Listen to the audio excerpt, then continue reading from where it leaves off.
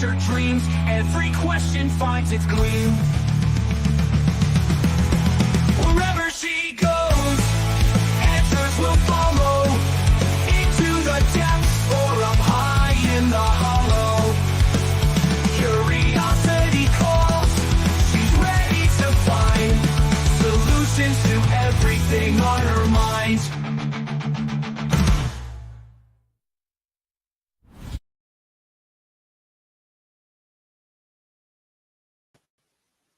Hello, hello, hello. I was just wondering when that was going to stop. Hi, Cynthia. You're here. You're first. Good to see ya. So, it is the 6th of November. The sun rose. Everything is still standing. There are no riots and fires and crazies. So far, so good. um, it's nice to be here. I had a wonderful time last night hanging out with my buddy Mighty on his stream on Rumble. He's Mighty Meat on Rumble. Does some really great stuff, and I had a blast. There was a few of us on there. We were watching that map.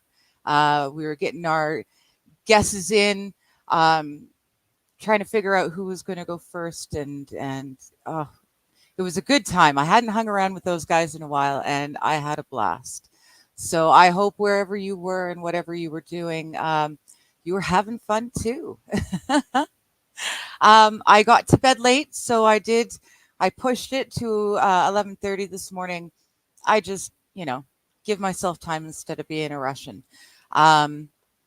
Instead of rushing, not being a Russian. That I gotta watch that. I got nothing to do with Russians, but any which ways. I have been asked, and I forgot to post it in here, but I can do that right now. If something happens and someone doesn't like what I'm saying, I am also streaming to Rumble. I just want to look at my videos. There we go. Right here. And okay. So, just in case, I am also streaming here. And that way, if any of the words offend anyone, you can come and find us. And that's what happened to Chapter 9. It is on the Rumble. YouTube had some issues with something I said in there. So if you're looking for it, that's where it is. It's on my Rumble at Digger1420. All right. In the meantime, last week, we were looking at that transcribed interview about the coup that happened, allegedly. This was with the man who was working as a naval comms person with the top security status for the Apollo-Soyuz mission. There was a lot of chatter about Majesty and just who Majesty was.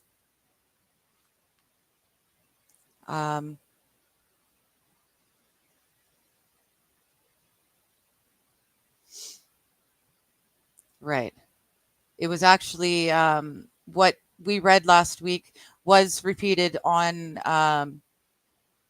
TV in November 4th, 1989, and repeated again live on the air on November 5th, 1989 on the Sunday. And it ended with when President Nixon gave his farewell speech, he said that he would tell the American people the truth about UFOs. Like James Forrestal, Richard Nixon found himself a prisoner on a mental ward of Bethesda Naval Hospital. Unlike Forrestal, Nixon survived. He has remained silent. And that's where we left it. So, Chapter 12, we are looking at the secret government The Origin, Identity, and Purpose of MJ-12, May 23rd, 1989, updated November 21st, 1990. And this book was written by William Cooper published originally in 1991. I'm reading a first edition. So, here out of my mouth. Here we go. The signs are increasing. The lights in the sky will appear, red, blue, green, rapidly. Someone is coming from very far and wants to meet the people of the earth. Meetings have already taken place, but those who have really seen have been silent. And that was from Pope John the 22nd, 1935. Yeah, the 22nd. Pope John the 22nd, 1935. Hi, Brian. I did. You got to remember, too, I'm 3 hours before, so I was only going to bed a little after midnight. So hopefully you got your studying, got to, school or work on time? Work. It was work, I think. But I feel fine. I also was not drinking, but I had an absolute blast with you guys. So thanks again. We're learning about the secret government today, just in case you're curious. 3 hours. Wow. Wow. Well, you weren't imbibing too much, so that's good at least. Was Sam able to sleep a little bit later, I hope? She didn't have to get up stupid early.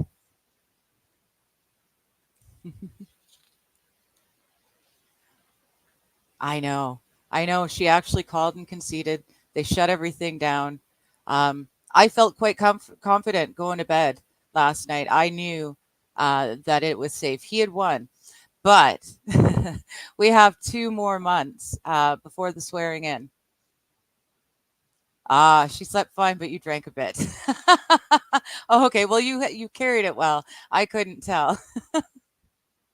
But yeah, now we've got 2 months. We need to protect that man with everything, um, and we'll see what happens.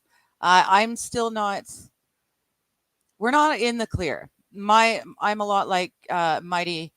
My prediction was he wouldn't make it to be sworn in. Something would happen to keep him from being sworn in. Um, I don't know what that something is. I know what the obvious one is, and I pray it's not happening. But we need to protect that man, and we need to let him start working in the background to get these things that he says he's already got it agreed. Like he said that he's already got things set up so they could stop the Russia-Ukraine incident. Um, as soon as he got in office, he's already ready to deal with that. And he's got he's got great ties with Israel. So he said he could get that under control quite quickly. Whether or not he means in a good and safe way for all parties, or if he's just going to back Israel as they plow through Gaza, who really knows? But he said he's got it sorted. So we need to let him get it sorted. And we need to make sure he makes it to the swearing in and makes it into the White House. Once that happens, I'll breathe a sigh of relief. Well, yeah, Ukraine is already poising for peace deals. They have been talking off and on for quite a while. The difference now is Trump's about to be the head of NATO. So, well, for all intents and purposes, I know he's not, but we all know in the grand scheme of things, the president of the United States has the most clout. And he is not going to be pushing the NATO side of the Ukraine-Russia war. So I'm hoping that they can just quietly end that. I don't know that Russia's going to go quietly. They actually incurred into Russian territory, the how dare theys. But they also want to cleanse the world of the Nazi regime once and for all, which is not necessarily going to be a nice and neat and tidy little thing to do. So I'm going to be interested to see how that war actually ends. in the meantime, there's North Korean soldiers on the ground in Russia, in Kursk. There we go, Kursk. that they're actually seeing on the ground fighting for the first time ever, and they're surprised that it's not like the video games. I would have thought that would be obvious. You can't, respawn, but apparently a lot of them are surprised at just how horrible it actually is. Hello, Squabby. How you doing? Cleanse the world. Yes. Yes. So how they go about that is going to be interesting. There's an awful lot of people who are on the side of the Nazi-esque regime without even realizing that they're on that side. Um, a lot of the Western world wants to pretend that we're the good guys in this, and we're not. In this instance, Putin is actually in the right. These people had legal votes looking to become republics. They didn't want to be Russia. They just didn't agree with Ukraine anymore. They had their proper legal voting. Everything was done by the book. And then certain people from a certain type of party decided to bulldoze in and take over those places that had voted to become republics. And they did it in the most violent way possible. If you want to see the beginnings of all of that, it didn't start when Russia went into Ukraine. It didn't even start back in 2014 when Ukraine started bombing the Donetsk, and I always forget the other, but there was two that voted to become their own republics, separate. And that's when Ukraine started bombing these places and taking them over in warlike incursions on the civilian populace. That was 2014. Before that, in 2006, 2008, that's when they were having these votes. So if you want to see the whole of the story of this Russia-Ukraine war, oh shoot, Roses Have Thorns. The Roses Have Thorns. It's a documentary series. I think there's 10 or 12 parts in it, but it really shows you from the ground what really happened and how that war really started. So, in my opinion, in this particular situation, Putin's in the right, and we are so the baddies in that. We just don't realize. But hey, at least North Korean soldiers are finally getting a taste of what war really is. So there's that, I guess. I don't know if that's a good thing or not, but we'll take it. Anyways, we are learning about the secret government. So let's do this thing, right?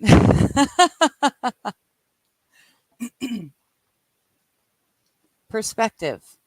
Many sources of information were used to research this paper. I originally wrote this piece as a research paper. It was first delivered at the MUFON Symposium on July 2nd, 1989 in Las Vegas, Nevada. Most of this knowledge comes directly from or is a result of my own research into the top secret Magi-C material, which I saw and read between the years 1970 and 1973 as a member of the intelligence briefing team of the Commander-in-Chief of the Pacific Fleet. Since some of this information was derived from sources that I cannot divulge for obvious reasons, and from published sources which I cannot vouch for, this chapter must be termed a hypothesis. I firmly believe that if aliens are real, this is the true nature of the beast. It is the only scenario that has been able to bind all the diverse elements. It is the only scenario that answers all the questions and places the various fundamental mysteries in an arena that makes sense. It is the only explanation which shows the chronology of events and demonstrates the chronologies, when assembled, match perfectly.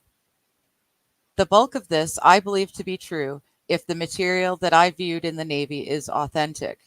As for the rest, I do not know, and that is why this paper must be termed a hypothesis. Most historic and current available evidence supports this hypothesis. Hello, Peggy. How you doing? Yes.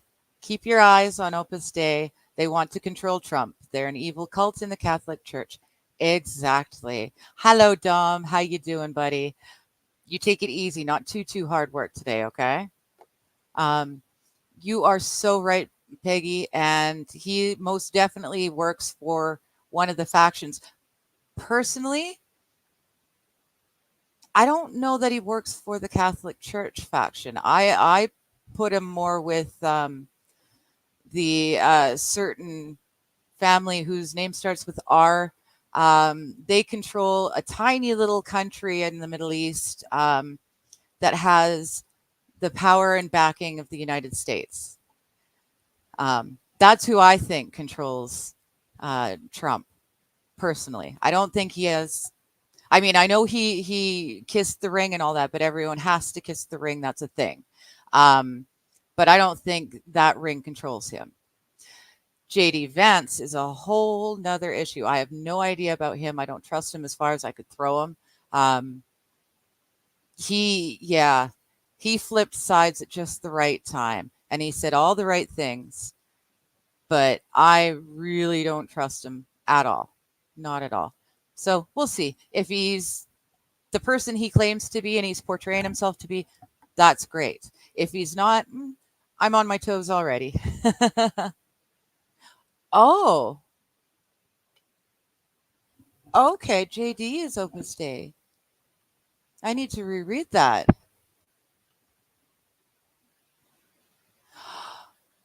Oh, oh, interesting. So that would make sense as to part of the reason why he was the one chosen. Um, and like I said, I don't trust him as far as I could throw him. So, you know, I wouldn't be surprised. I was trying to figure it out because with his wife's ethnicity, I was thinking he could be more on side of the factions that fight for control in my country. um, I just kind of made that assumption because I don't know anything about him. I didn't realize he was Catholic, but that would make a lot of sense. Um, I will keep my eyes on that. Thank you. I did not know that. Every little bit of information, no matter how old or how new, as long as it's it can be confirmed, every little bit helps. It all goes together, and if you know enough of the pieces, you can see the whole picture.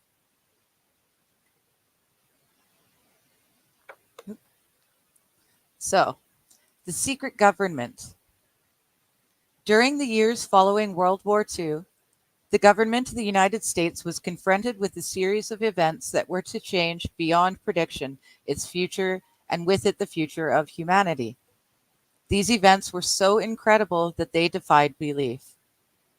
A stunned President Truman and his top military commanders found themselves virtually impotent after having just won the most devastating and costly war in history.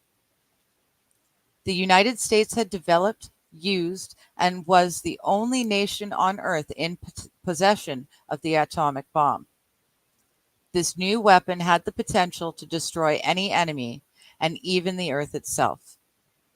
At that time, the United States had the best economy, the most advanced technology, and the highest standard of living, exerted the most influence, and fielded the largest and most powerful military forces in history. We can only imagine the confusion and concern when the informed elite of the United States government discovered that an alien spacecraft piloted by insect-like beings from a totally incomprehensible culture had crashed in the desert of New Mexico. Yes, please email me with more. I would love that.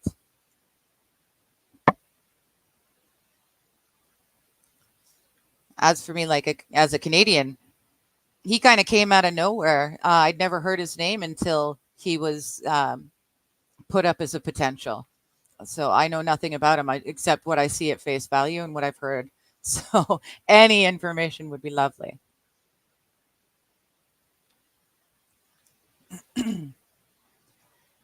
Between January 1947 and December 1952, at least 16 crashed or downed alien craft, 65 alien bodies, and one live alien were recovered.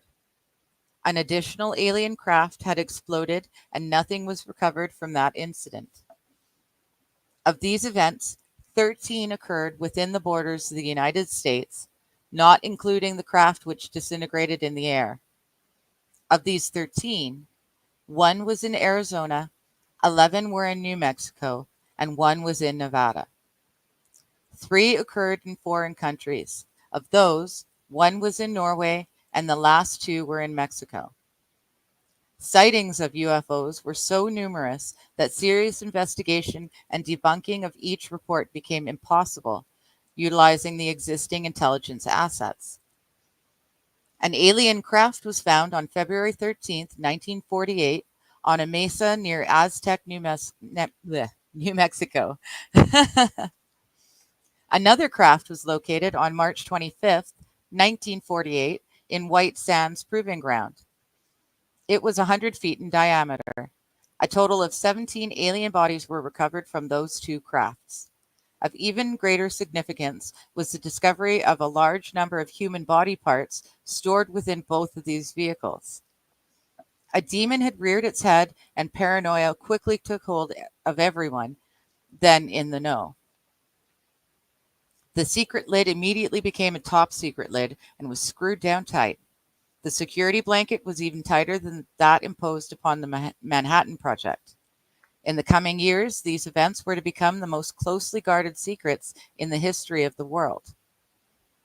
A special group of America's top scientists were organized under the name Project Sign in December 1947 to study the phenomenon. The whole nasty business was contained. Project Sign evolved into Project Grudge in December 1948. A low-level collection and disinformation project named Blue Book was formed under Grudge. 16 volumes were to come out of Grudge. Blue teams were put together to recover the crashed discs and dead or live aliens. The blue teams were later to evolve into alpha teams under Project Pounce. I should have told Kaiser we were talking about this. I should have looked ahead. Kaiser is really Kaiser Pineapple. You can find him on YouTube. He's a good friend, and he knows a lot about the UFOs. I'll bet you he's heard all these names. I've only heard a few of them. During these early years, the United States Air Force and the Central Intelligence Agency exercised complete control over the alien secret. In fact, the CIA was formed by presidential executive order, first as a CIA. The CIA was formed by the presidential executive order, first as the Central Intelligence Group, for the express purpose of dealing with the alien presence. Later, the National Security Act was passed, establishing it as the Central Intelligence Agency. The National Security Council was established to oversee the intelligence community and especially the alien endeavor.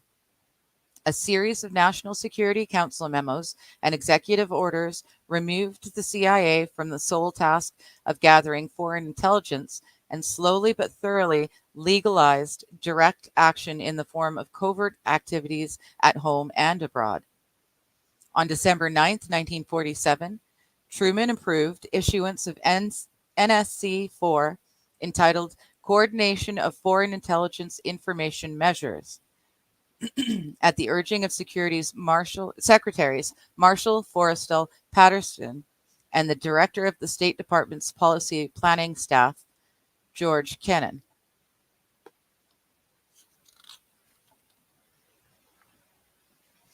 The Foreign and Military Intelligence, Book 1, Final Report of the Select Committee to Study Governmental Operations with Respect to Intelligence Activities, United States Senate 94th Congress, Second Session, Report Number 94-755, April 26, 1976, page 49 states, this directive empowered the Secretary of State to coordinate overseas information activities designed to counter communism.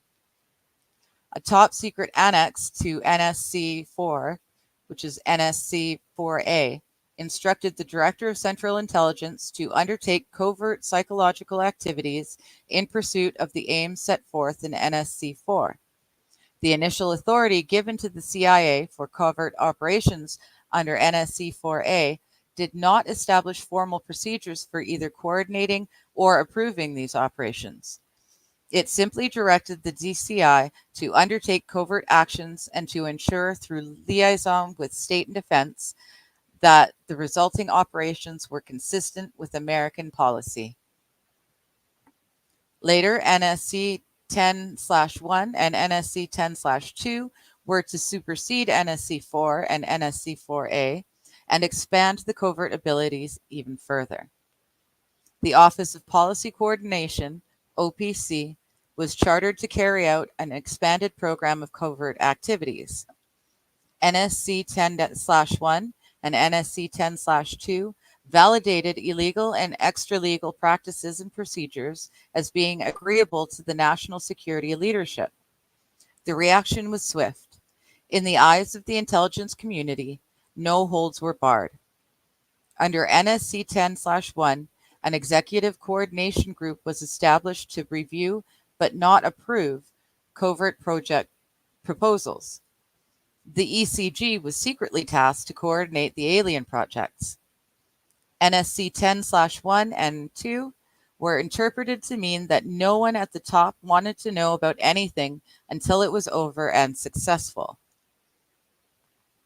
These actions established a buffer between the president and the information. It was intended that this buffer serve as a means for the president to deny knowledge if leaks divulged the true state of affairs.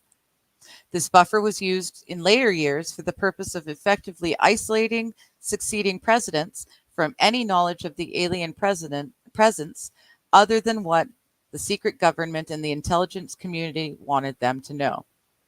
NSC 10/2 established a study panel which met secretly and was made up of scientific minds of the day. The study panel was not called MJ12. Another NSC memo, NSC 10/5, further outlined the duties of the study panel. These NSC memos and the secret executive orders set the stage for the creation of MJ12 only 4 years later. Secretary of Defense James Forrestal objected to the secrecy. He was a very idealistic and religious man. He believed that the public should be told. James Forrestal was also one of the first known abductees. When he began to talk to the leaders of the opposition party and leaders of the Congress about the alien problem, he was asked to resign by Truman. He expressed his fears to many people. Rightfully, he believed that he was being watched. This was interpreted by those who were ignorant of the facts as paranoia. Forrestal later was said to have suffered a mental breakdown. He was ordered to the mental ward of Bethesda Naval Hospital. In spite of the fact that the administration had no authority to have him committed, the order was carried out. In fact, it was feared that Forrestal would begin to talk again. He had to be isolated and discredited. His family and friends were denied permission to visit. Finally, on May 21st, 1949, Forrestal's brother made a fateful decision. He notified authorities that he intended to remove James from Bethesda on May 22nd. Sometime in the early morning of May 22nd, 1949, agents of the CIA tied a sheet around James Forrestal's neck, fastened the other end to a fixture in his room, then threw James Forrestal out the window. The sheet tore and he plummeted to his death. James Forrestal's secret diaries were confiscated by the CIA and were kept in the White House for many years. Due to public demand, the diaries were eventually rewritten and published in a sanitized version. The real diary information was later furnished by the CIA in book form to an agent who published the material as fiction. The name of the agent is Whitley Strieber, and the book is called Majestic. Very interesting.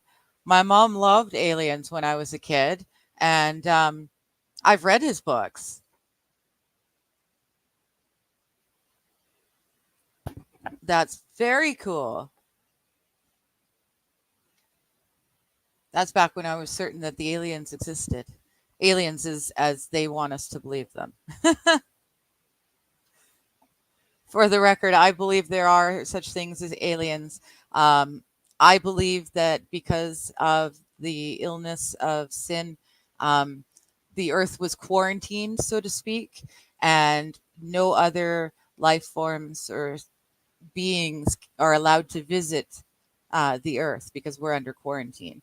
And I believe that when the second coming happens and we all get to go up, um, at that point, when the new earth is born, that's when we get to go and meet all the new beings. Um, I believe at one point they're talking about in the Bible, they mention the 24 elders. I believe those are leaders of different beings. This is my opinion, my understanding. Um, but I believe what we think of as aliens coming from different atmospheres and environments and planets and universes, I believe such things exist. Um, just as I believe that, angels exist. But I don't believe that they're here on this earth with us. I think if we see something like a spirit or a ghost, that's all due to the devil and the third angels that came to the earth with him, that chose him.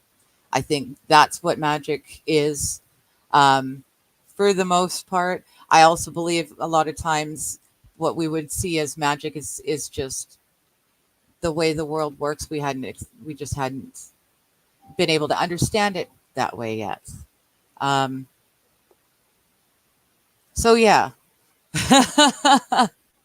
that's my opinion on that. So I believe aliens exist. I don't believe the aliens, as they discuss them here, actually exist. Anything that came to Earth, sort of thing, um, originated from Earth, in my opinion.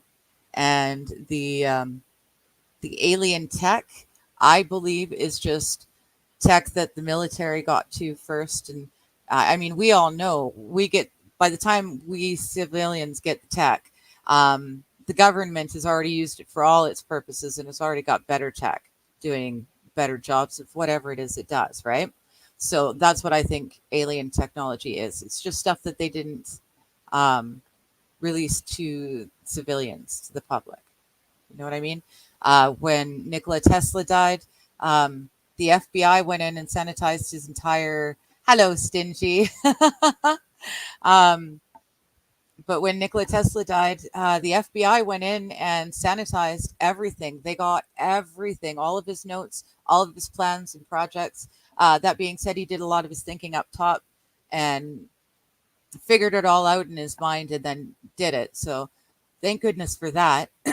As an aside, President Trump, um, I believe it was his uncle, was the one to go through Nikola Tesla's stuff and decide which information the government needed and which information could be released or destroyed. Um, and my understanding is he destroyed a few things that he was afraid what the government would do if he allowed them to get that technology, that knowledge. So allegedly, I have not seen full proof of this, but this is what I've been able to piece together. Allegedly, he destroyed a lot of stuff that could have made life as we know it much, much worse. So thank goodness for that. um, but yes, evil spirits are already on Earth. They're the fallen angels. So if we're seeing, ghosts and hauntings and stuff like that, in my opinion, from my understanding, they're the evil spirits and demons, the fallen angels. I did not listen to that specific one because I put it away and I can't remember what it was. I think it was 119, but it might have been 121. I can't remember which one. But if you let me know the number, I will. I closed it out and I don't know where it was. But yeah, so when we're talking about live aliens and stuff, this is like he said at the beginning of the chapter, this is what he learned in his time as the let's go back here.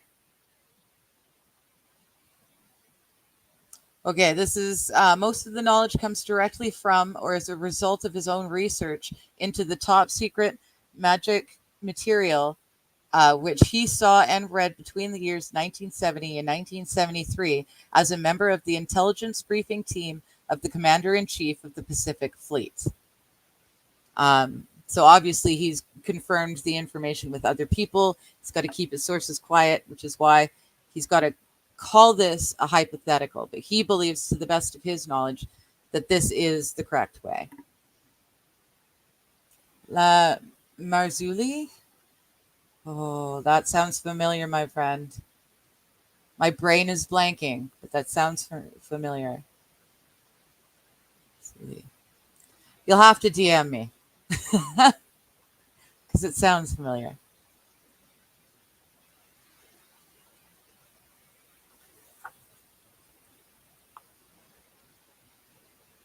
So, due to public demand, the diaries were eventually rewritten and published in a sanitized version. And then the CIA later allowed an agent to publish all of the material as it was originally written in a fictional book called Majestic. The agent's name was Whitley Strieber, and I've read most of his work, if not all of his work. James Forrestal became one of the first victims of the cover-up. The live alien that had been found wandering in the desert from the 1949 Roswell crash was named EBE. The name had been suggested by Dr. Vannevar Bush and was short for extraterrestrial biological entity. EBE had a tendency to lie, and for over a year would give only the desired answer to the questions asked. Those questions which would have resulted in an undesirable answer went unanswered. At some point during the second year of captivity, he began to open up. The information derived from EBE was startling, to say the least. This compilation of his revelations became the foundation of what would later be called the Yellow Book. Photographs were taken of EBE, which, among others, I was to view years later in Project Grudge.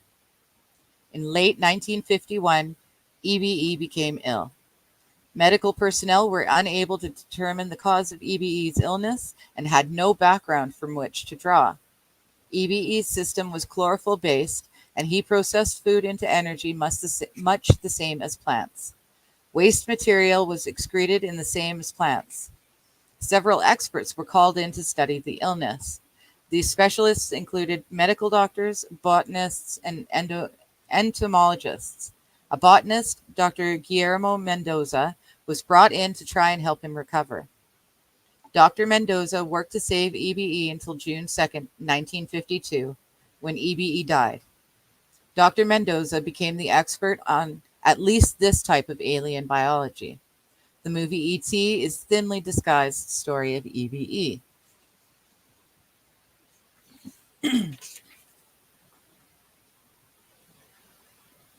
Okay. He talks about Nephilim and such, and the giants of Kandahar and the military killing. Oh, right. Okay. I've heard that story. Okay, Brian, you got to get back to work. We'll enjoy the aliens. Thanks again. I had a great time last night.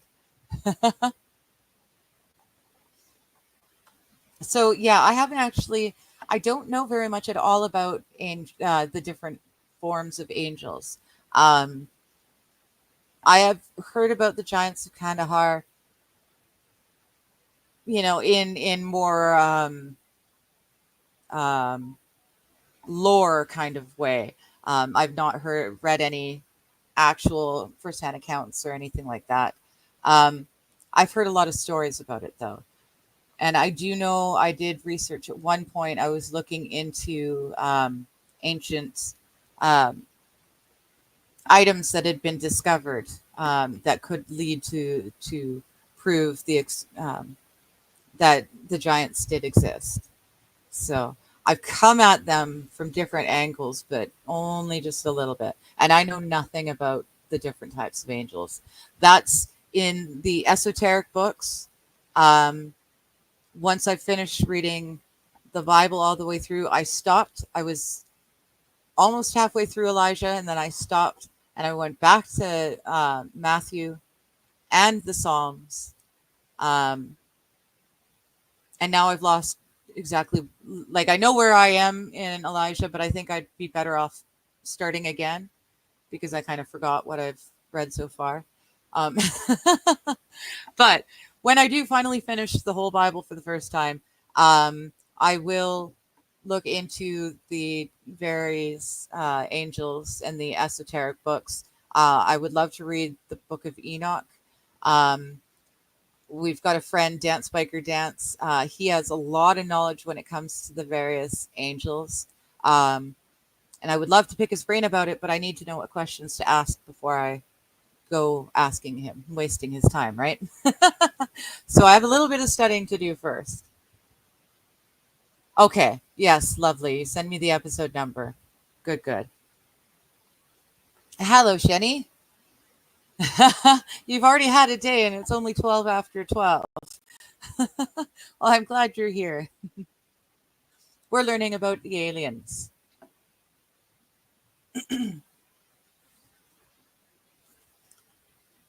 So, in a futile attempt to save EBE and gain favor with this technologically superior race, the United States began broadcasting a call for help early in 1952 into the vast regions of space. The call went unanswered, but the project, dubbed Sigma, continued as an effort of good faith.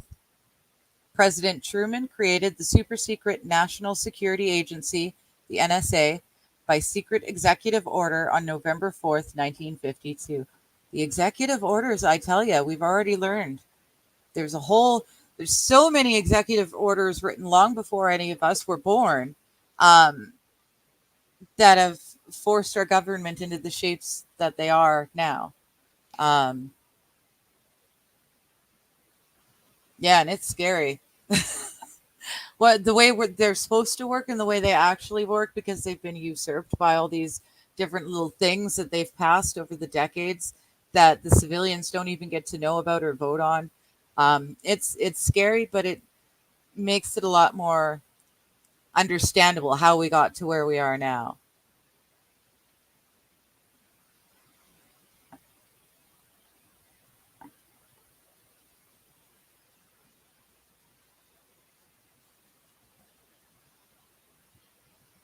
Its primary purpose was to decipher the alien communications, language, and establish a dialogue with the extraterrestrials. This most urgent task was a continuation of the earlier effort. The second purpose of the NSA was to monitor all communications and emissions from any and all electronic devices worldwide for the purpose of gathering intelligence, both human and alien, and to contain the secret of the alien presence. Project Sigma was successful. Well, there we go. And the NSA was born. The NSA also maintains communications with the lunar base and other secret space programs. By executive order of the President, the NSA is exempt from all laws which do not specifically name the NSA in the text of the law as being subject to that law. Well, that's a fancy little loophole. Let me read that again. By executive order of the President, the NSA is exempt from all laws which do not specifically name the NSA in the text of the law as being subject to that law. That means that if the agency is not spelled out in the text of any and every law passed by the Congress, it is not subject to that or those laws.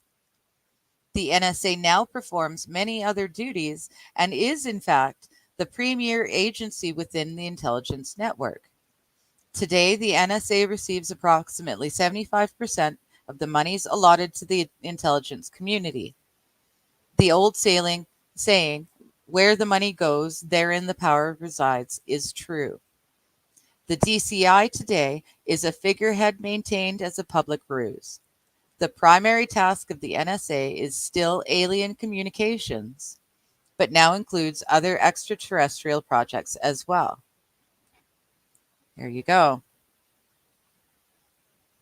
President Truman has been keeping our allies, including the Soviet Union, informed of the developing alien problem. Catch that. This is written in 1991. He's talking about Truman, but he's saying that Truman has been keeping our allies, including the Soviet Union. The Cold War was always just that. It was a sham. It was a farce for a lot of us to be looking one way while they were doing all sorts of stuff in the other place.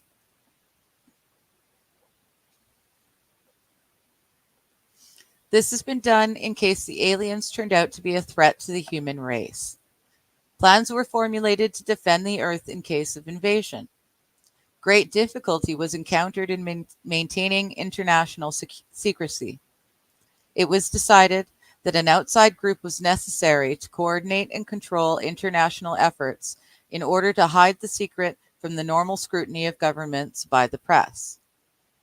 The result was the formation of a secret ruling body which became known as the Bilderberg Group. Dun dun dun! The group was formed and met for the first time in 1952. They were named after the first publicly known meeting place, the Bilderberg Hotel. The public meeting took place in 1954. They were nicknamed the Bilderbergers. The headquarters of this group is Geneva, Switzerland. The Bilderbergers evolved into a secret world government that now controls everything. The United Nations was then, and is now, an international joke. Beginning in 1953, a new president occupied the White House.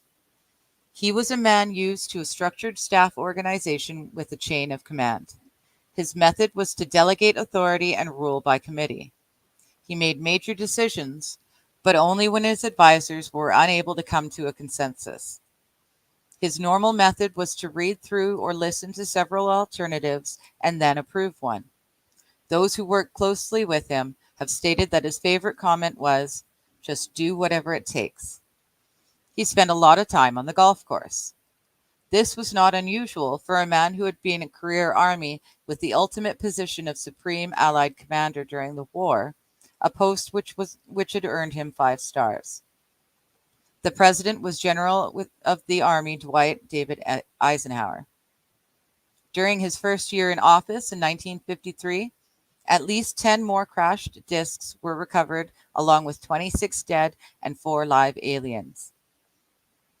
Of the 10, 4 were found in Arizona, 2 in Texas, 1 in New Mexico, 1 in Louisiana, 1 in Montana, and 1 in South Africa.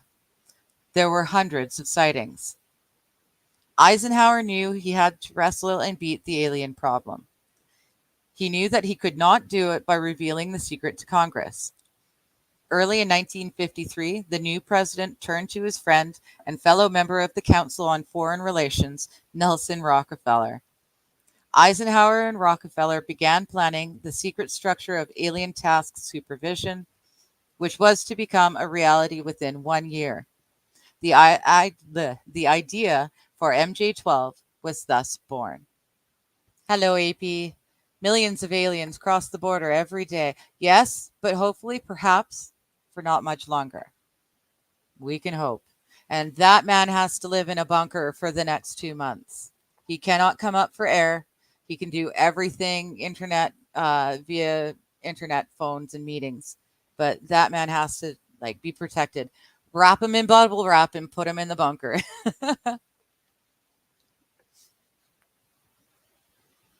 It was Nelson's uncle, Winthrop Aldrich, who had been crucial in convincing Eisenhower to run for president. While the whole Rockefeller family, and with them the Rockefeller empire, had solidly backed Ike, Eisenhower belonged heart and soul to the Council on Foreign Relations and the Rockefeller family. Asking Rockefeller for help with the alien problem was to be the biggest mistake Eisenhower ever made for the future of the United States and maybe for humanity. Within 1 week of Eisenhower's election, he had appointed Nelson Rockefeller chairman of the Presidential Advisory Committee on Government Organization. Rockefeller was responsible for planning the reorganization of the government, something he had dreamed of for many years.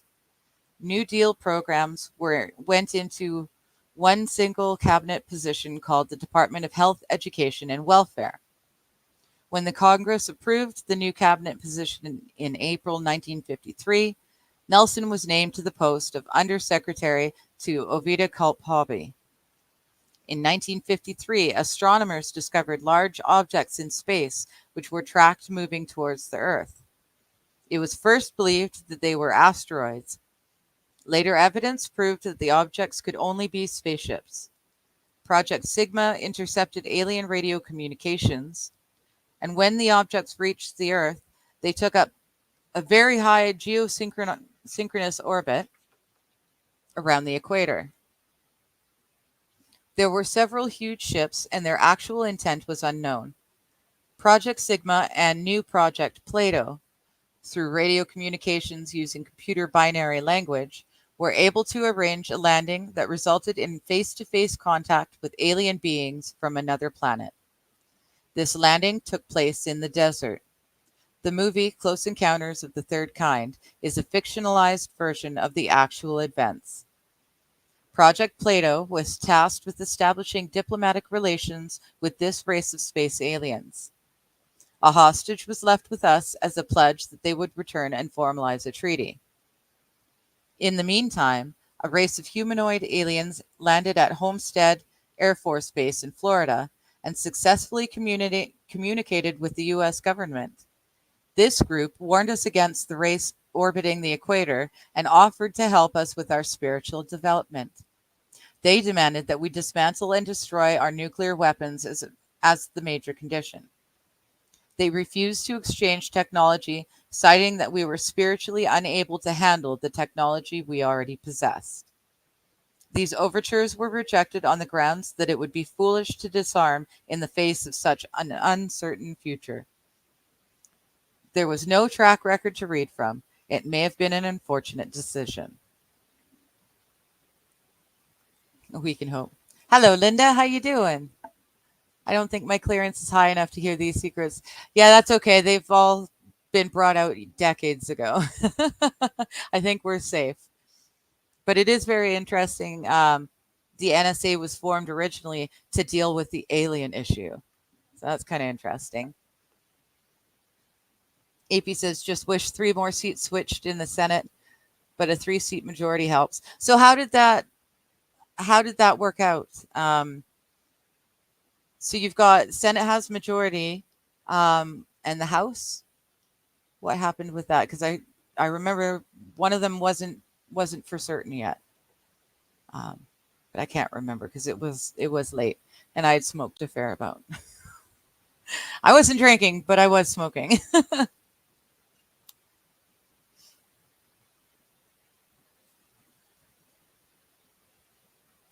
A third landing at Muroc, now Edwards Air Force Base, took place in 1954.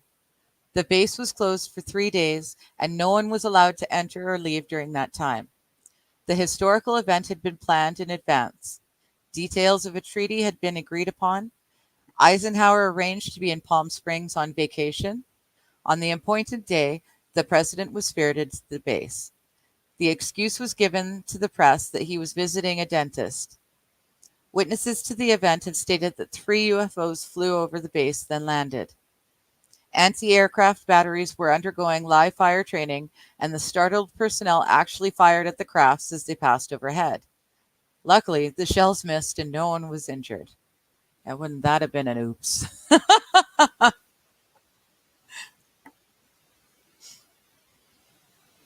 President Eisenhower met with the aliens on February 20th, 1954, and a formal treaty between the alien nation and the United States of America was signed. We then received our first alien ambassador from outer space. He was the hostage that had been left at the first landing in the desert.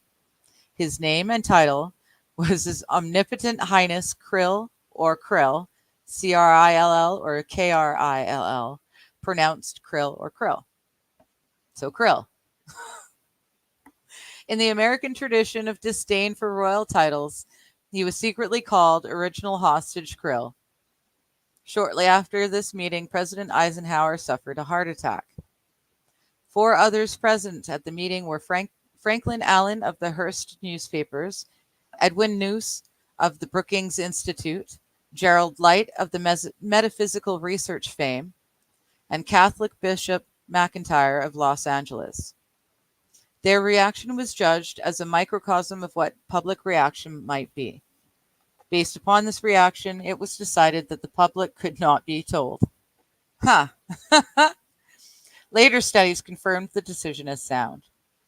An emotionally revealing letter written by Gerald Light spells it out in chilling detail. My dear friend, I have just returned from Muroc. The report is true. It's devastatingly true. I made the journey in company with Franklin Allen of the Hearst papers and Edwin Noose of Brookings Institute, Truman's erstwhile financial advisor, and Bishop McIntyre of LA. Confidential names for present, please. When we were allowed to enter the restricted section after 6 hours in which we were checked on every possible item, event, incident, and aspect of our personal and public lives, I had the distinct feeling that the world had come to an end with fantastic realism. For I have never seen so many human beings in a state of complete collapse and confusion as they realized that their own world had indeed ended with such finality as to beggar description. The reality of other plane aeroforms is now and forever removed from the realms of speculation and made a rather painful part of consciousness of every responsible scientific and political group. During my 2 days visit, I saw 5 separate and distinct types of aircraft being studied and handled by our Air Force officials with the assistance and permission of the Etherians. I have no words to express my reactions. It has finally happened. It is now a matter of history. President Eisenhower, as you may already know, was spirited over to Muroc on the night during his visit to Palm Springs recently. And it is my conviction that he will ignore the terrific conflict between the various authorities and go directly to the people via radio and television, if the impasse continues much longer. From what I could gather, an official statement to the country is being prepared for delivery about the middle of May. We know that no such announcement was ever made. The Silence Control Group won the day. We also know that 2 more ships, for which we can find no witnesses, either landed sometime after the 3 or were already at the base before the 3 landed. Gerald Light specifically states that 5 ships were present and were undergoing study by the Air Force. His metaphysical experience is evident in what he calls the entities Etherians. Gerald Light capitalized Etherians, calling attention to the fact that these beings might have been viewed as gods by Mr. Light. The alien emblem was known as the trilateral insignia and was displayed on the craft and worn on the alien uniforms. Both of these landings and the second meeting were filmed. These films exist today, as of 1991. The treaty stated that the aliens would not interfere in our affairs, and we would not interfere in theirs. We would keep their presence on Earth a secret. They would furnish us with advanced technology and would help us in our technological development. They would not make any treaty with any other Earth nation. They could abduct humans on a limited and periodic basis for purpose of medical examination and monitoring of our development, with the stipulation that the humans would not be harmed and would be returned to their point of abduction, would have no memory of the event, and that the alien nation would furnish Majesty 12 with a list of all human contacts and abductees on a regularly scheduled basis.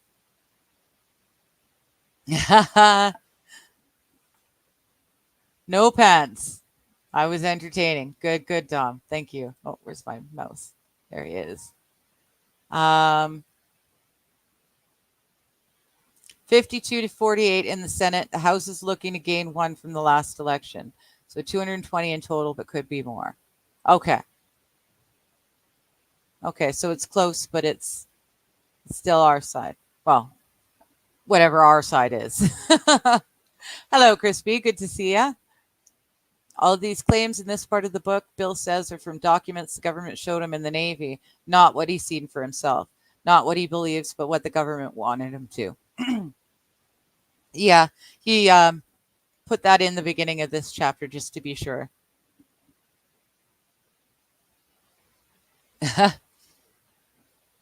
Tom is saying, yeah, I don't trust the government or what the government has told others since the American Civil War.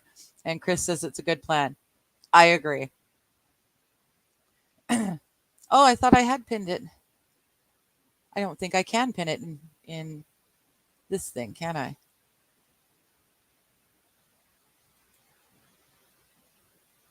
No, I can put myself in a timeout, though. Here we go.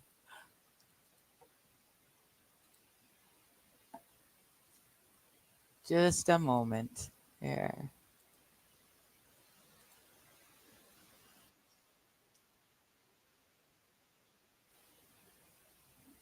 Oh, and now I get to wait. I get to give myself a like, but I get to wait for YouTube to put the chat up so that I can see the comment and pin it. Because, you know, everything's got to take a minute or three.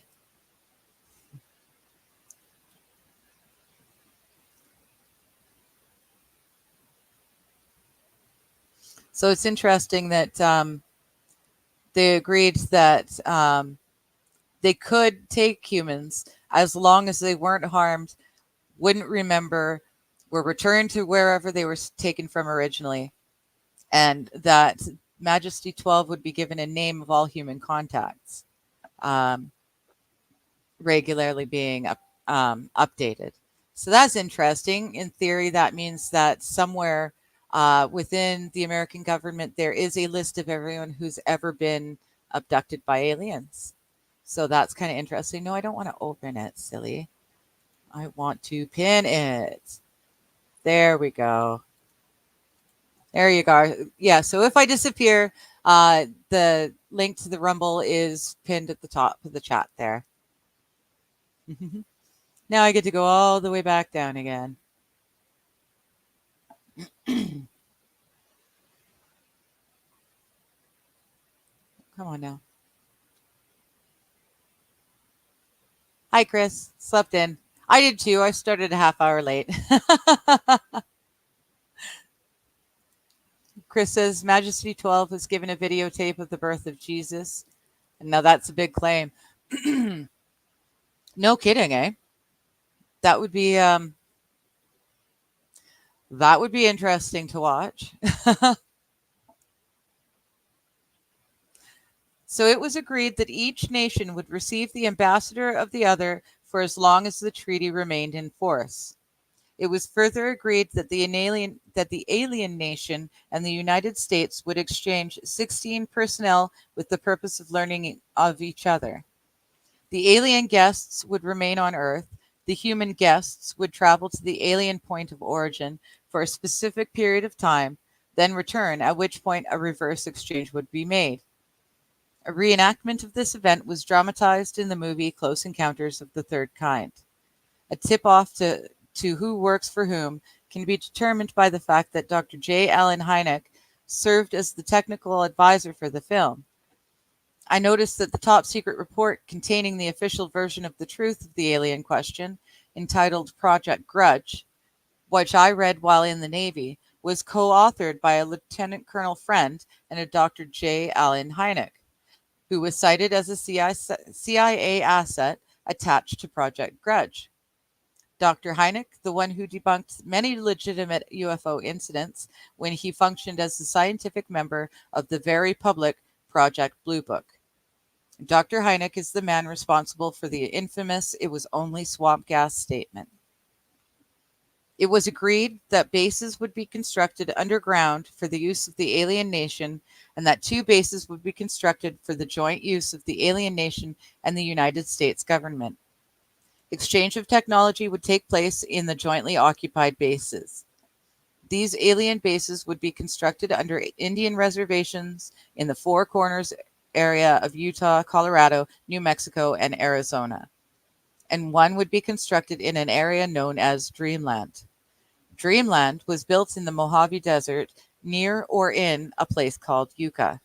I cannot remember if it was Yucca Valley, Yucca Flat, or Yucca Proving Ground, but Yucca Valley is what I always seem to want to say. More UFO sightings and incidents occur in the Mojave Desert of California than any other place in the world. So many, in fact, that no one even bothers to make reports. Anyone who ventures into the desert to talk to the residents will be astounded by the frequency of activity and with the degree of acceptance demonstrated by those who have come to regard UFOs as normal.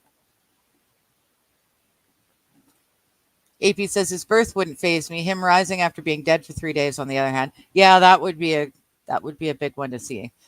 I don't need to see him born. That's okay. That's messy, but I would love to see him rise again. That would be pretty awesome.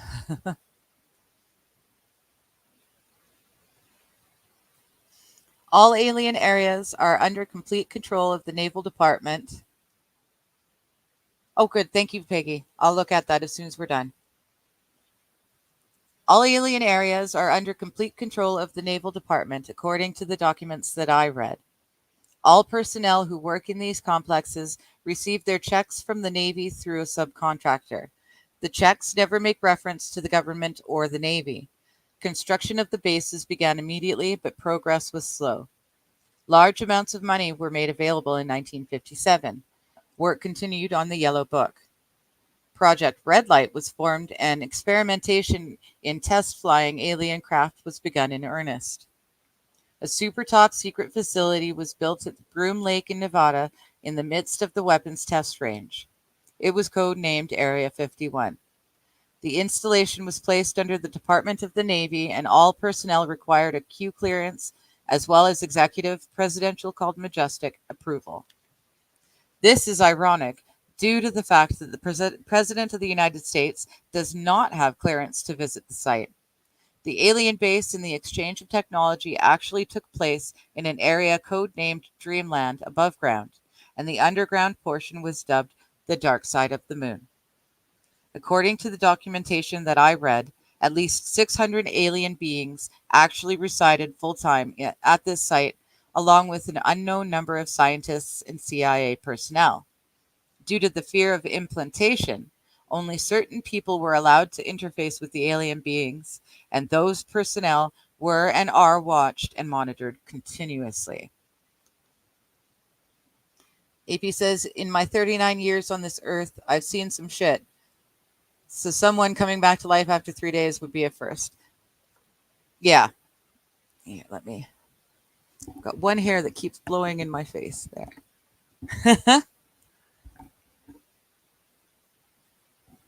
AP says Democrats would want Jesus to be born pre-crucified. Wouldn't he?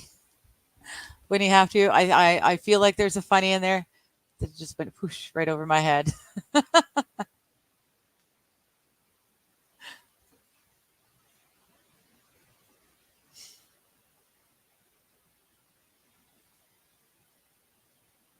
The Army was tasked to form a super-secret organization to furnish security for the alien-tasked projects. This organization became the National Reconnaissance Organization based at Fort Carson, Colorado. The specific teams trained to secure the projects were called Delta. Lieutenant Colonel James Bo Gritz was a Delta Force commander.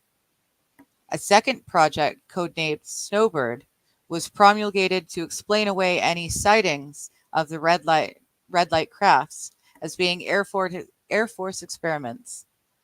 The Snowbird crafts were manufactured using conventional technology and were flown for the press on several occasions. Project Snowbird was also used to debunk legitimate public sightings of alien craft, UFOs to the public, IACs to those in the know. Project Snowbird was very successful, and reports from the public declined steadily until recent years. A multi-million-dollar secret fund was organized and kept by the military office of the White House. This fund was used to build over 75 deep underground facilities.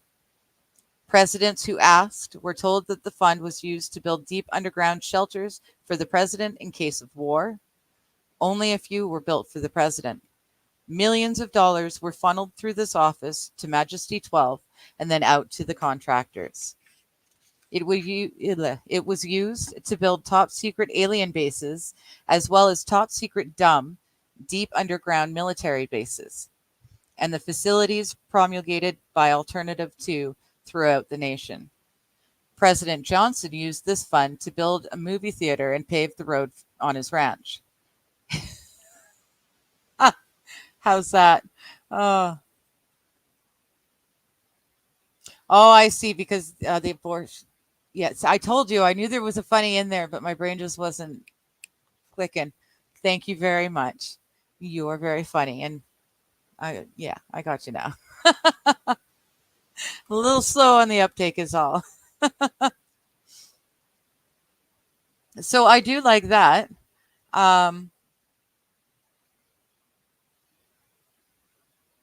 President Johnson used this fund to build a movie theater and pave the road to his ranch. He had no idea of its true purpose. So here he was dipping in to help himself personally, has no idea that what he's dipping into is a basically untapped resource funnel of funds for the alien.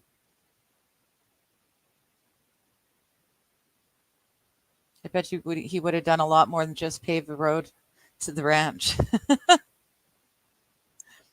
The secret White House Underground Construction Fund was set up in 1957 by President Eisenhower.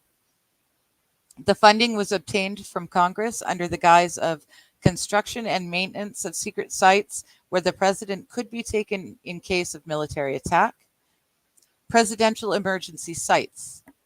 The sites are literally holes in the ground, deep enough to withstand a nuclear blast, and are outfitted with state-of-the-art communications equipment. To date, there are more than 75 sites spread around the country, which were built using money from this fund. The Atomic Energy Commission has built at least an additional 22 underground sites. See the chapter on Mount Weather. And I love Mount Weather. That's such a really amazing place. Look, I would love to go and take a tour of it. I think it would be very intriguing. The location and everything to do with these sites were and are considered and treated as top secret. The money was and is in the control of the military office of the White House, and was and is laundered through so circuitous a web that even the most knowledgeable spy or accountant cannot follow it. As of 1980, only a few at the beginning and the end of this web knew what the money was for. At the beginning were Representative George Mahon of Texas, the chairman of the House Appropriations Committee and of its Defense Subcommittee, and Representative Robert Sykes of Florida, chairman of the House Appropriations Military Construction Subcommittee. Today, it is rumored that House Speaker Jim Wright controlled the money in Congress and that a power struggle removed him. At the end of the line were the President, Majesty 12, the Director of Military Office, and a commander at the Washington Navy Yard. The money was authorized by the Appropriations Committee, who allocated it to the Department of Defense as top secret item in the Army construction program. The Army, however, could not spend it and in fact did not even know what it was for. Authorization to spend the money was in reality given to the Navy. The money was channeled to the Chesapeake Division of the Navy Engineers, who did not know what it was for either. Not even the commanding officer, who was an admiral, knew what the fund was to be used for.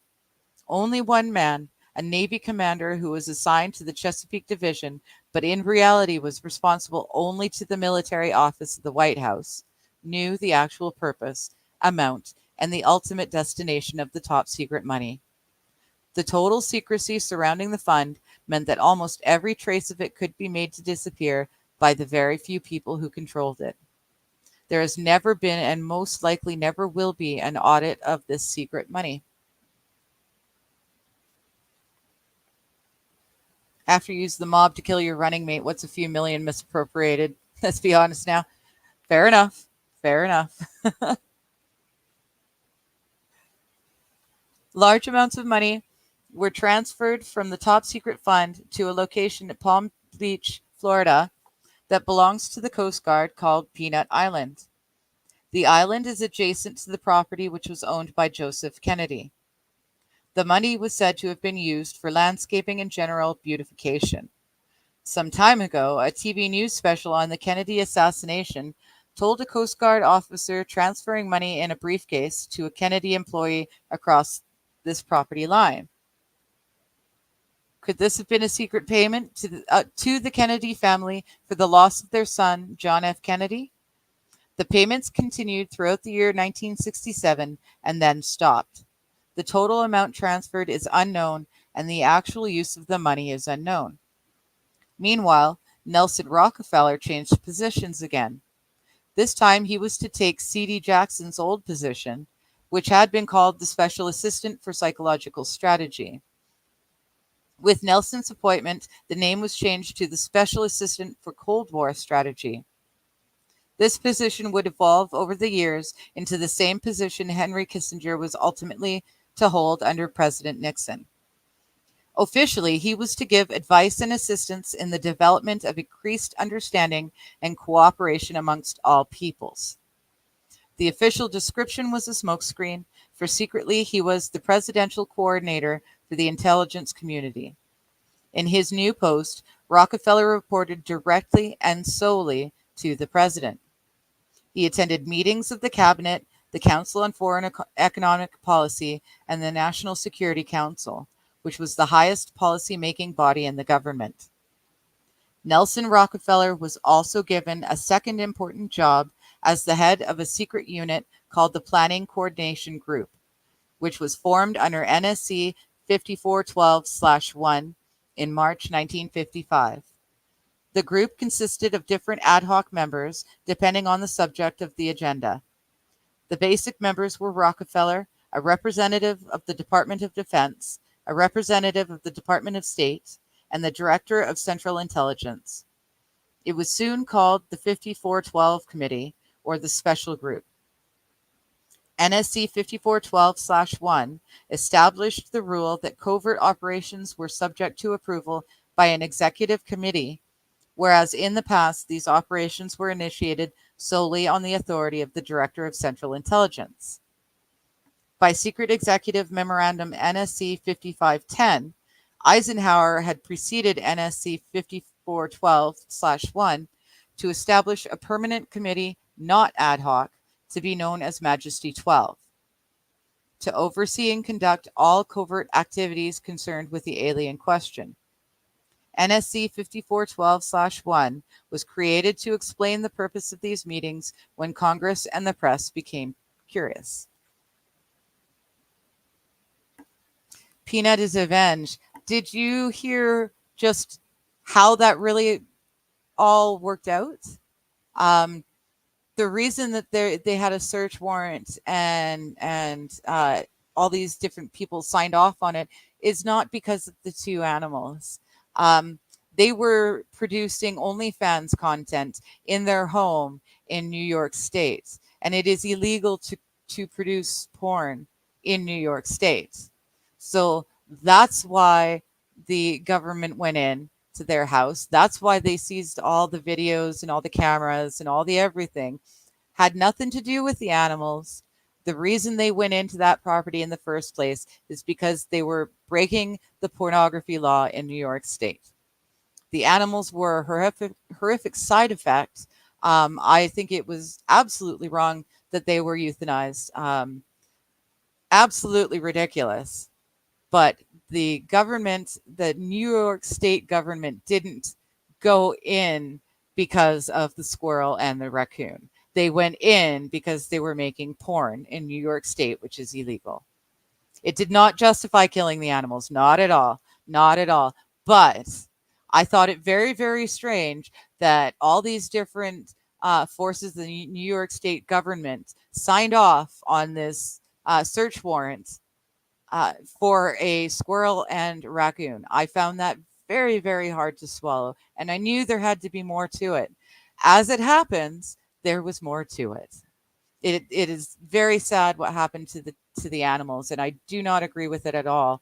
But I knew there had to be more to it than just going in to get the animals. Exactly, not a reason to kill the animals, but at least it makes sense in my mind how they were able to get the permission to get the search warrant, because I could not understand how they got the permission to go in there in the first place. If it was just for a couple of animals, they would not have gone in the way they did. Um, so I feel a little bit better that they were. Yeah, New York is a giant cesspool of shit, says AP. I agree. I agree. And what happened to the animals is horrible. Um, but I knew there had to be more to the story as to how they managed to get a search warrant in the first place. Um, they wouldn't have been able to do it because of two animals. It would not have been able to get signed for two animals. It got signed because they were doing something illegal, and they got busted at it. So at least there's that. In my mind, at least it makes sense as to why they went in the first place now.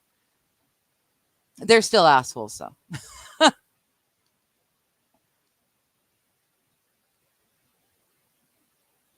Okay, I did read that one.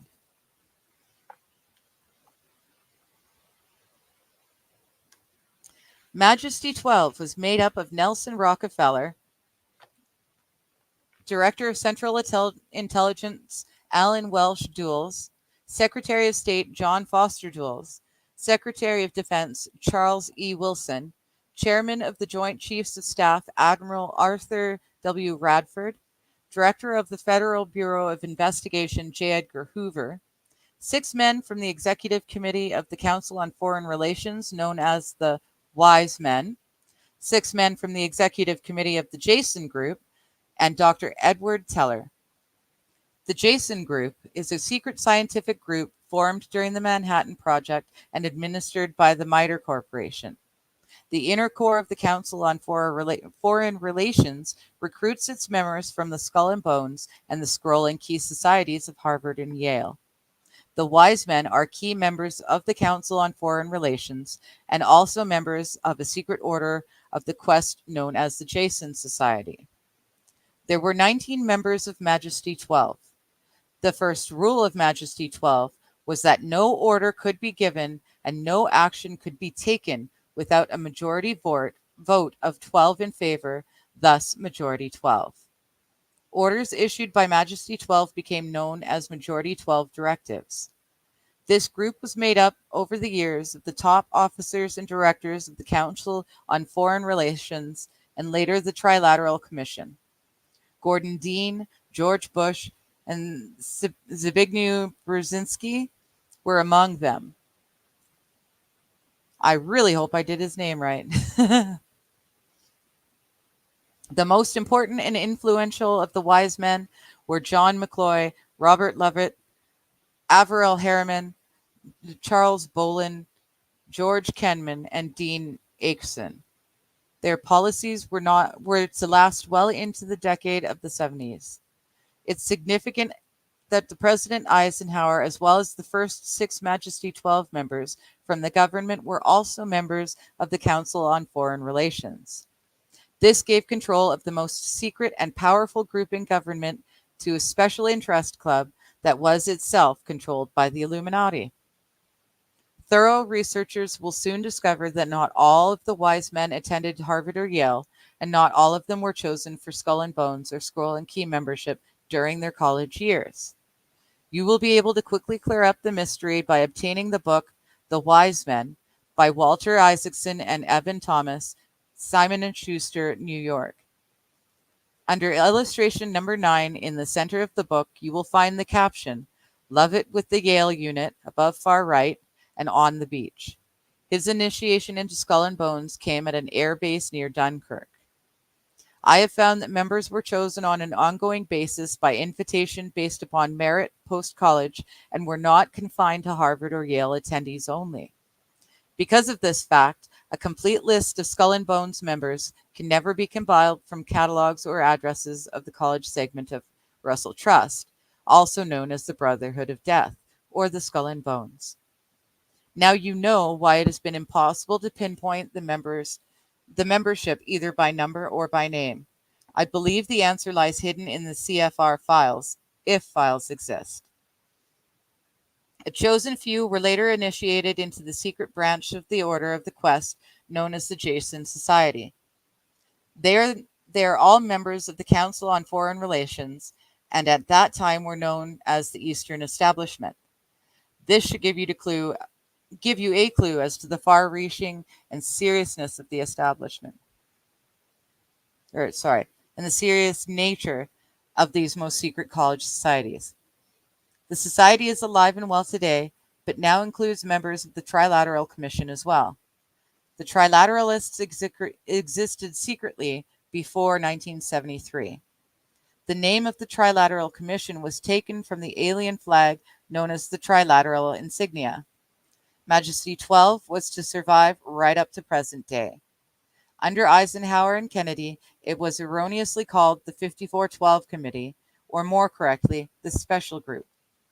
In the Johnson administration, it became the 303 Committee because the name 5412 had been compromised in the book The Secret Government. Actually, NSC 5412/1 was leaked to the author to hide the existence of the NSC 5410. Under Nixon, Ford, and Carter, it was called the 40 Committee, and under Reagan, it became the PI-40 Committee. Over all those years, only the name changed. By 1955, it became obvious that the aliens had deceived Eisenhower and had broken the treaty. Mutilated humans were being found along with mutilated animals across the United States. It was suspected that the aliens were not submitting a complete list of human contacts and abductees to the Majesty 12, and it was suspected that not all abductees had been returned. The Soviet Union was suspected of interacting with them, and this proved to be true. The aliens stated that they had been and were then manipulating masses of people through secret societies, witchcraft, magic, the occult, and religion. You must understand that this claim could also be a manipulation. After several Air Force combat engagements with alien craft, it also became apparent that our weapons were no match against them.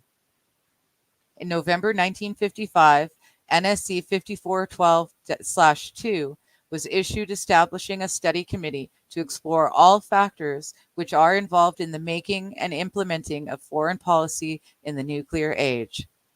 This was only a blanket of snow that covered the real subject of study, the alien question.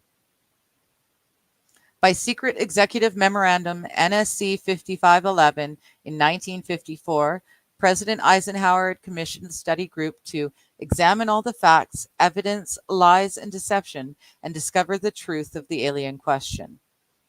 NSC 5412/2 was only a cover that had become necessary when the press began inquiring as to the purpose of regular meetings of such important men. The first meetings began in 1954 and were called the Quantico meetings because they met at Quantico Marine Base. The study group was made up solely of 35 members of the Council of Foreign Relations secret study group. Dr. Edward Teller was invited to participate. Dr. Zbigniew Brzezinski was the study director for the first 18 months. Dr. Henry Kissinger was chosen as the group's study director for the second 18 months, beginning in November 1955. Nelson Rockefeller was a frequent visitor during the study.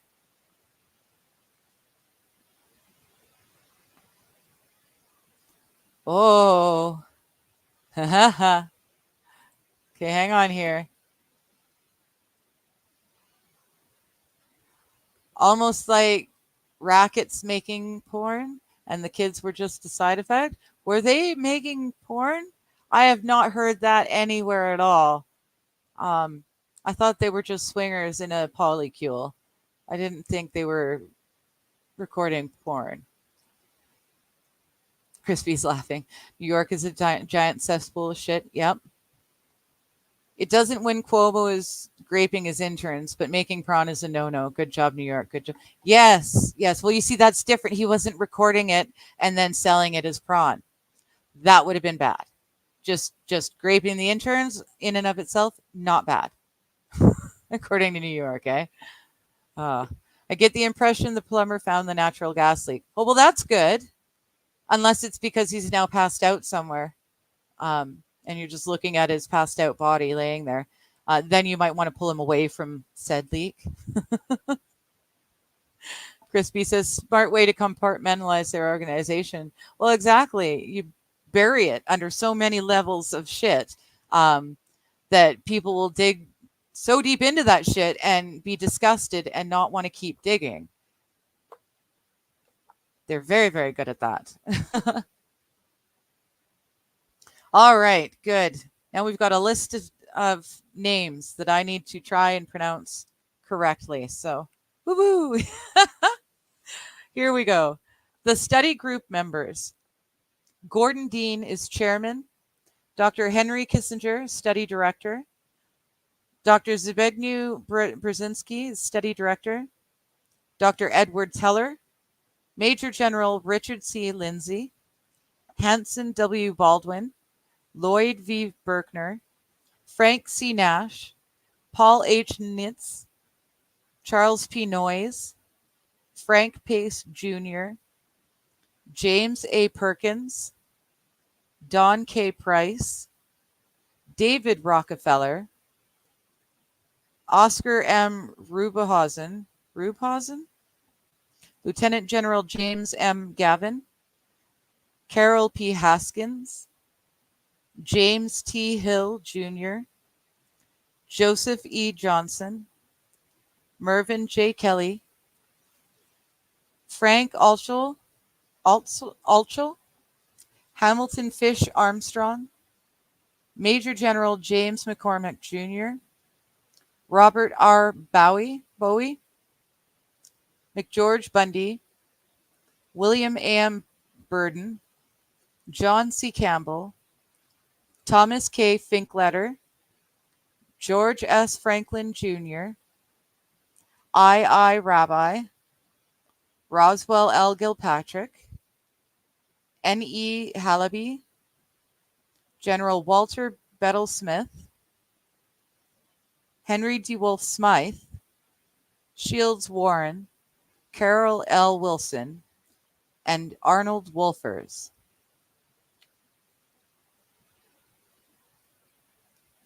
The second phase meetings were also held at the Marine Base at Quantico, Virginia, and the group became known as Quantico II.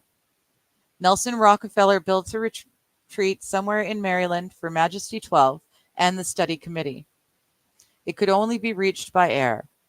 In this manner, they could meet away from public scrutiny. Their secret meeting place is known by the code name the Country Club. Complete living, eating, recreation, library, and meeting facilities exist at the location. The Aspen Institute is not the Country Club. So there you go. The study group was publicly terminated in later months of 1956. Henry Kissinger wrote what was officially termed the results in 1957 as Nuclear Weapons and Foreign Policy, published for the Council on Foreign Relations by Harper & Brothers, New York. In truth, the manuscript had already been 80% written while Kissinger was at Harvard. The study group continued, veiled in secrecy. A clue to the seriousness Kissinger attached to the study can be found in statements by his wife and friends. Many of them stated that Henry would leave home early each morning and return late each night without speaking to anyone or responding to anyone. It seemed as if he were in another world which held no room for outsiders. These statements are very revealing. The revelations of the alien presence and the actions during the study must have been a great shock. Henry Kissinger was definitely out of character during this time. He would never again be affected in this manner, no matter the seriousness of any subsequent event. On many occasions, he would work very late into the night after having already put in a full day. Hello, sweetness.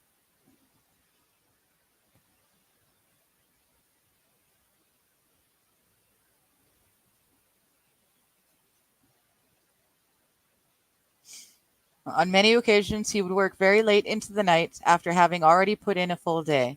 This behavior eventually led to divorce. No, it's playtime.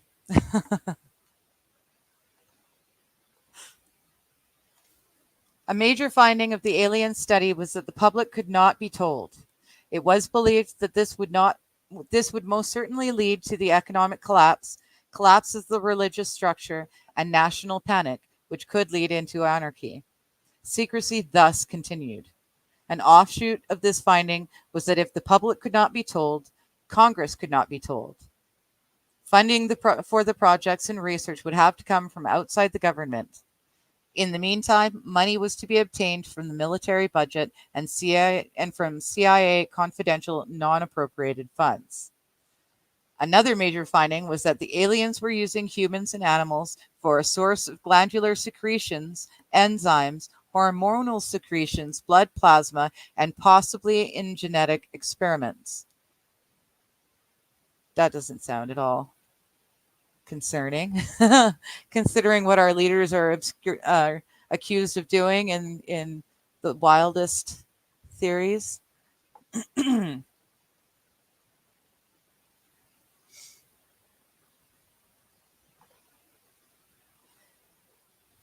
The aliens explained these actions as necessary to their survival. They stated that their genetic structure had deteriorated and they were no longer able to reproduce. They stated that if they were unable to improve their genetic structure, their race would soon cease to exist. We looked upon their explanations with extreme suspicion. Since our weapons were literally useless against the aliens, Majesty 12 decided to continue friendly diplomatic relations until such time as we were able to develop a technology which would enable us to challenge them on a military basis. Why don't we just keep them away from us? We don't have to one up their weapons. We just have to make sure they don't get any samples, you know?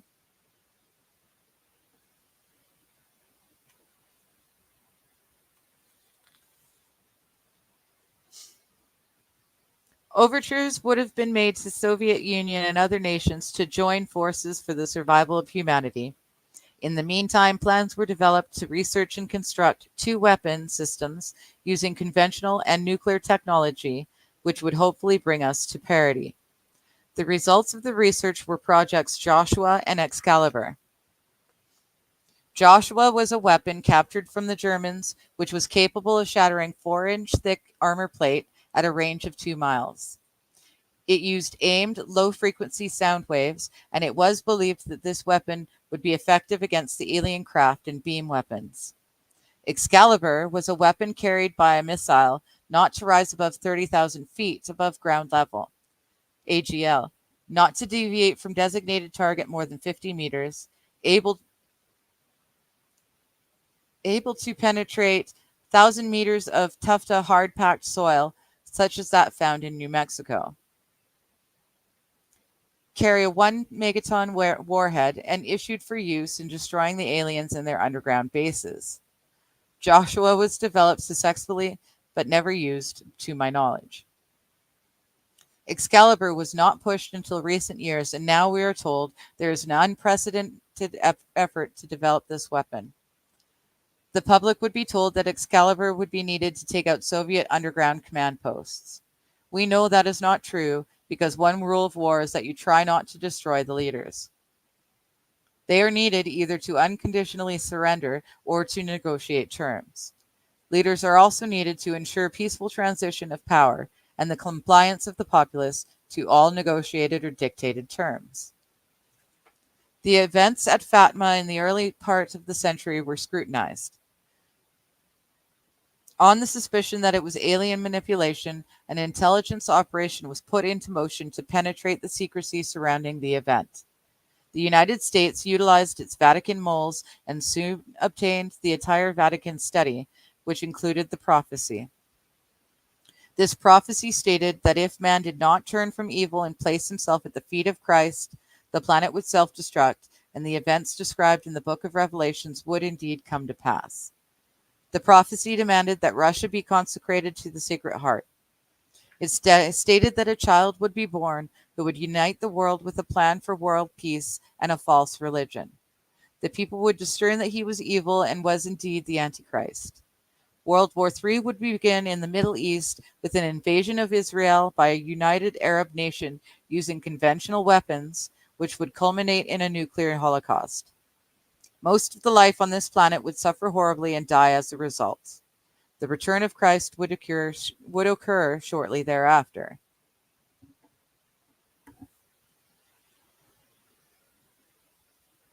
Excalibur, penetrate deep, destroy within, says AP. When the aliens were confronted with this finding, they confirmed that it was true. The aliens explained that they had created us through genetic manipulation in a laboratory. They stated that they had manipulated the human race through religion, Satanism, witchcraft, magic, and the occult. They further explained that they were capable of time travel and that events would indeed come to pass if the conditions were not met. Later exploitation of alien technology by the United States and Soviet Union, utilizing time travel in a project named Rainbow, confirmed the prophecy. The aliens showed a hologram, which they claimed was the actual crucifixion of Christ. The government filmed the hologram. We did not know whether to believe them. Were they using our genuine religions to manipulate us, or were they indeed the source of our religions with which they had been manipulating us all along? Or was this the beginning scenario of a genuine end times and the return of Christ, which had been predicted in the Bible? I do not know the answer. A symposium was held in 1957, which was attended by some of the great scientific minds of then living. They reached the conclusion that by or shortly after the year 2000, the planet would self-destruct due to increased population and man's exploitation of the environment without any help from God or the aliens. By secret executive order under President Eisenhower, the Jason scholars were ordered to study this scenario and make recommendations from their findings. The Jason Society confirmed the finding of the scientists and made 3 recommendations called Alternatives 1, 2, and 3. Alternative 1 was to use nuclear devices to blast holes in the stratosphere from which the heat and pollution could escape into space. They would then change the human cultures from that of exploitation into cultures of environmental protection. Of these 3, this was decided to be the least likely to succeed due to the inherent nature of man and the additional damage of the nuclear explosions would themselves create. The existence of a hole in the ozone layer may indicate that Alternative 1 might have been attempted. This, however, is only conjecture. Well, we know how that hole in the ozone layer really works now. I remember how they taught it to us when I was little, but I also know how it actually works now.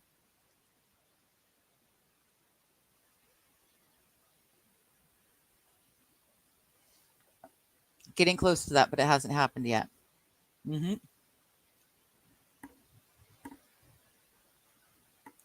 Alternative 2 was to build a vast network of underground cities and tunnels in which a select representation of all cultures and occupations would survive and carry on the human race. The rest of humanity would be left to fend for themselves on the surface of the planet. We know that these facilities have been built and are ready and waiting for the chosen few to be notified.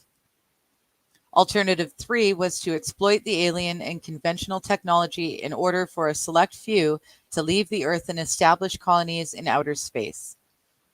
I am not able to either confirm or deny the existence of batch consignments of human slaves, which would be used for the manual labor as part of the plan. The moon, codenamed Adam, was the object of primary interest, followed by the planet Mars, codenamed Eve. I am now in possession of official NASA photographs of one of the moon bases.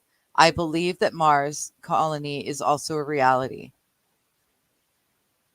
As a delaying action, all three alternatives included birth control, sterilization, and the introduction of deadly microbes to control or slow the growth of the Earth's population. Ah, shit. The link is pinned. Get ready to click it. I'm about to say the word that they got mad at last time. I'm going to spell the word, okay? But be ready to click the link and go over to Rumble.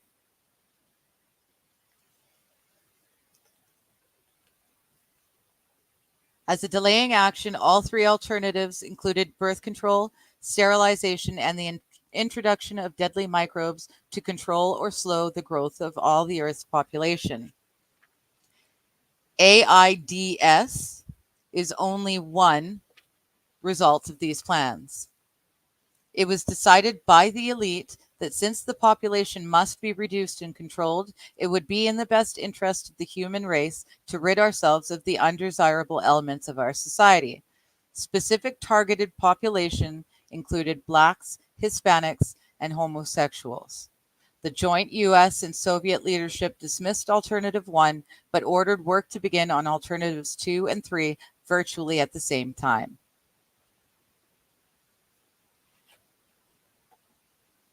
In 1959, the Rand Corporation hosted a deep underground construction symposium. In the symposium report, machines are pictured and described which could bore a tunnel 45 feet in diameter at a rate of 5 feet per hour in 1959. It also displays pictures of huge tunnels and underground vaults containing what appear to be complex facilities and possibly even cities. It appears that the previous 5 years of all-out underground construction had made significant progress by that time.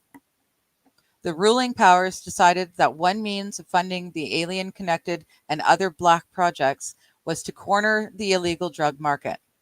The English and French had established a historical precedent when they exploited the opium trade in the Far East and used it to fill their coffers and gain a solid foothold in China and Vietnam, respectively. A young, ambitious member of the Council on Foreign Relations was approached. His name is George Bush, who at the time was president and CEO of the offshore division of Zapata Oil, based in Texas. Zapata Oil was experimenting with new technology of offshore drilling. It was correctly thought that the drugs could be shipped from South America to the offshore platforms by fishing boat, to be taken from there to shore by normal transportation used for supplies and personnel. By this method, no customs or law enforcement agency would subject the cargo to search. George Bush agreed to help and organized the operation in conjunction with the CIA. The plan worked better than anyone had dreamed. It has since expanded worldwide. There are now many other methods of bringing the illegal drugs into the country. It must always be remembered that George Bush began the sale of drugs to our children. The CIA now controls most of the world's illegal drug markets. The official space program was boosted by President Kennedy in his inaugural address when he mandated that the United States put a man on the moon before the end of the decade. Although innocent in its conception, this mandate enabled those in charge to funnel vast amounts of money into black projects and conceal the real space program from the American people. A similar program in the Soviet Union served the same purpose. In fact, a joint alien, United States, and Soviet Union base existed on the moon at the very moment Kennedy spoke the words. Well, that's interesting. Vietnam was not about communism, but was about the Golden Triangle drug network and South China Sea oil exploitation. Yep. That one's pretty important, though. In fact, a joint alien United States and Soviet Union base existed on the moon already at the very moment Kennedy spoke the words. So it was already there, it was already in use, allegedly, as per this book, um, before Kennedy ever said anything. So that's kind of interesting. On May 22nd, 1962, a space probe landed on Mars and confirmed the existence of an environment which could support life. Not long afterward, the construction of a colony on the planet Mars began in earnest. Today, I believe a colony exists on Mars, populated by specially selected people from different cultures and occupations taken from all over the Earth. A public charade of antagonism between the Soviet Union and the United States has been maintained over all these years in order to fund projects in the name of national defense, when in fact we are all closest allies. What about white projects? The US has a Star Wars program. Russia's Star Wars program is pretty crazy. The Death Star is the moon in their version. Interesting. Thank you, Chris.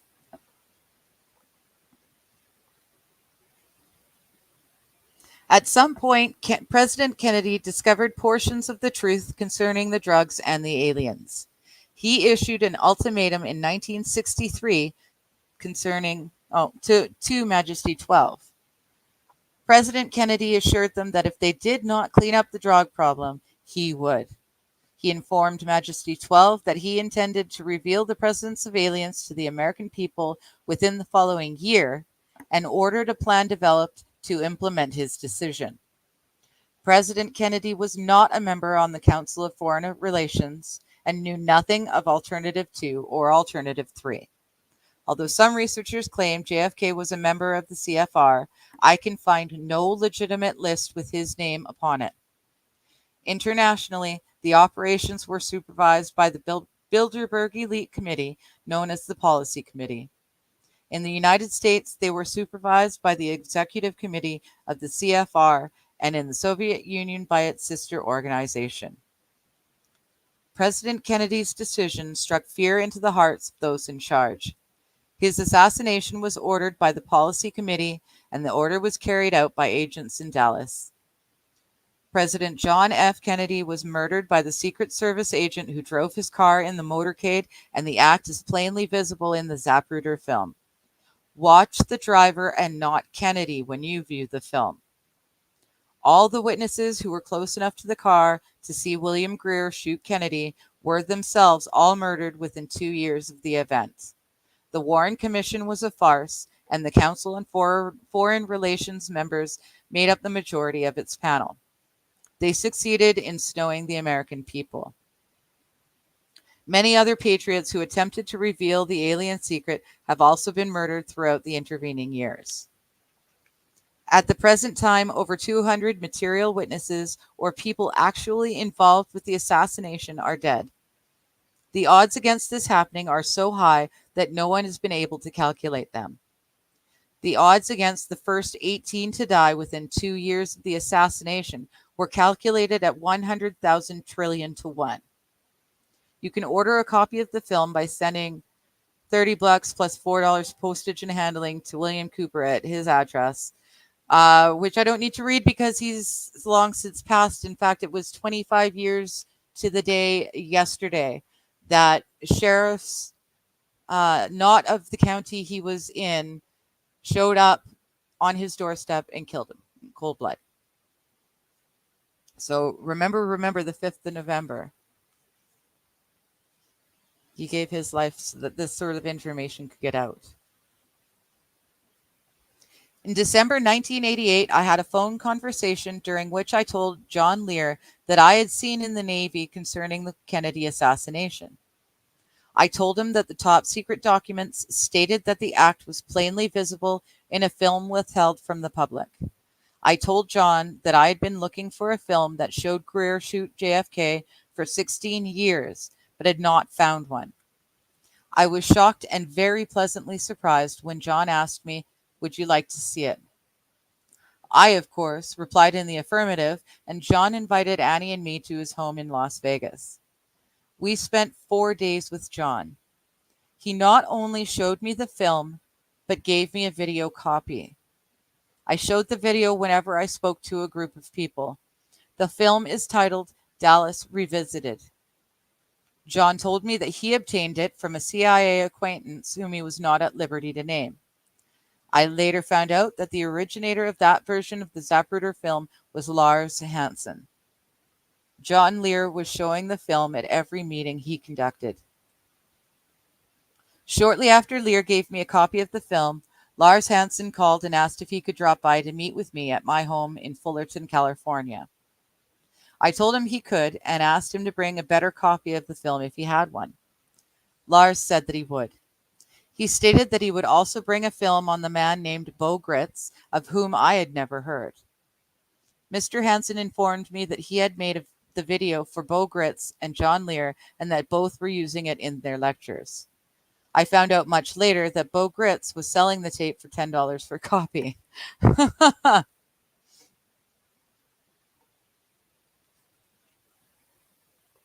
me get back here and catch up. Oop, there we go. Oh, Shinny's saying hello to Squaw Bob. Chris is saying they talked about particle acceleration and interceptor spheres that are like UFOs that shoot down ICBMs. The interceptors flew something like 100 times the speed of an ICBM. Not that I want you to repeat any of that, but I do want the name of that movie. Which movie? The Zapruder film? Or are we still back?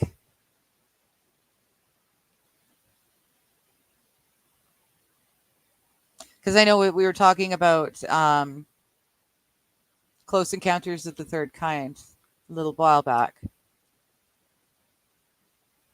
Crispy says all the documents from the Soviet Union in the 70s.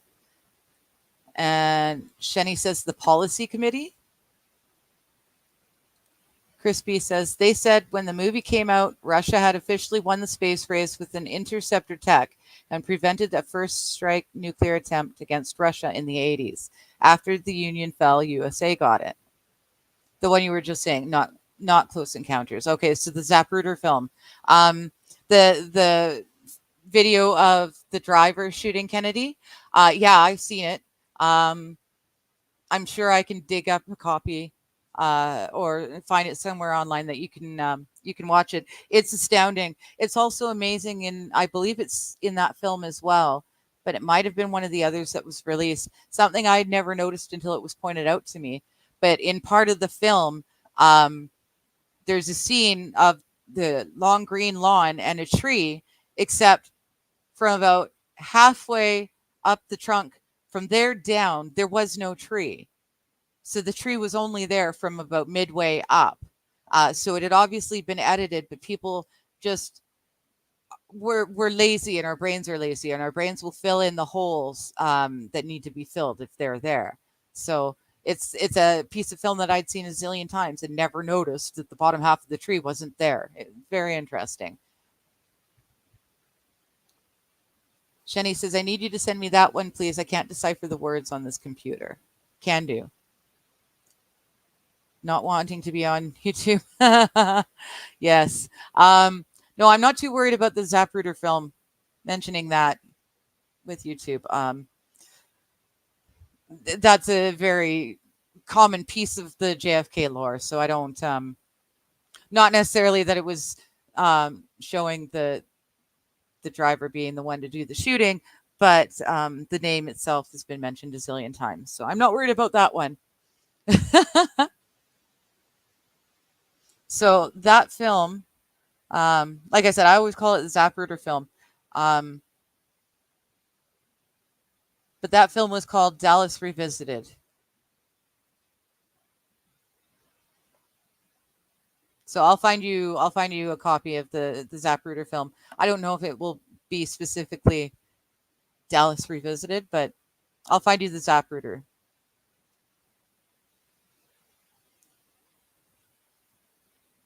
So Lars came to the house, brought the films on videotape, and we spoke for about an hour. His main purpose was to tell me that he wanted me to expose people to the film, but did not want me to connect him to the film in any manner. I agreed not to divulge the source, and I kept my word. I began to use the tape in my lectures. When I found out that Bo Gritz was making it when I found out that Bo Gritz was making it available, I bowed to public pressure and also made it available. Sometime later, I read an LA-based newsletter, forgot the name, in which Lars Hansen stated that he did not know that I had the film and did not know that I was showing it at lectures. Hansen stated in the newsletter that he was at my Hollywood High lecture on November 5th, 1989, and that he tried to protest my use of it during the question and answer period, but that he never had a chance to be recognized. We videotaped that event, and at the end, I asked anyone with questions or comments to walk to a microphone that we had placed in the aisle. I have examined every inch of that videotape, and Lars Hansen never got up from his seat, nor did he ever raise his hand, nor did he attempt in any way to be recognized. Lars later called me again and asked me not to use his voice on that tape. His voice where he says with no hesitation or qualification whatsoever, as he narrates the videotape, "The driver of the car turns with his left arm over his right shoulder with a pistol and fires. You see the 45 automatic, 45 caliber nickel-plated automatic weapon in his left hand. He is firing over his right shoulder. You see it in relief. You see his head pointing backwards towards the president. In this enhanced close-up, you see the impact of the bullet upon the president. The force of the shot drives him violently backwards against the back of the seat. You see Mrs. Kennedy react in horror." Then later in the film, Lars Hansen makes this statement. You can clearly see the driver's head, turning and his arm and the weapon extending into view over his right shoulder. I agreed not to use his voice. In subsequent lectures, I showed the tape with no audio. As it turned out, people were able to see it better with no narration. It is important that you understand the above because in the late summer of 1990, after I had been showing the film for over a year and a half, Lars Hansen began to show up on radio proclaiming that Greer, the driver, did not shoot the president. Lars Hansen showed up at my fall 1990 Beverly Hills High School lecture and disrupted the lecture, yelling out taunts and otherwise making an ass out of himself. When the lecture ended, he accosted people in the lobby and, along with David Lifton, attempted to convince members of the audience that they didn't really see Greer shoot Kennedy. To their credit, most of the audience told Hansen and Lifton to stick it where the sun don't shine. Once people see it with their own eyes, they can no longer be fooled. Hansen, Lifton, Grodin, and the other agents of the secret government are running out of time. Americans are catching on to the scam. I shudder to think what will happen when to these people when Americans finally get angry.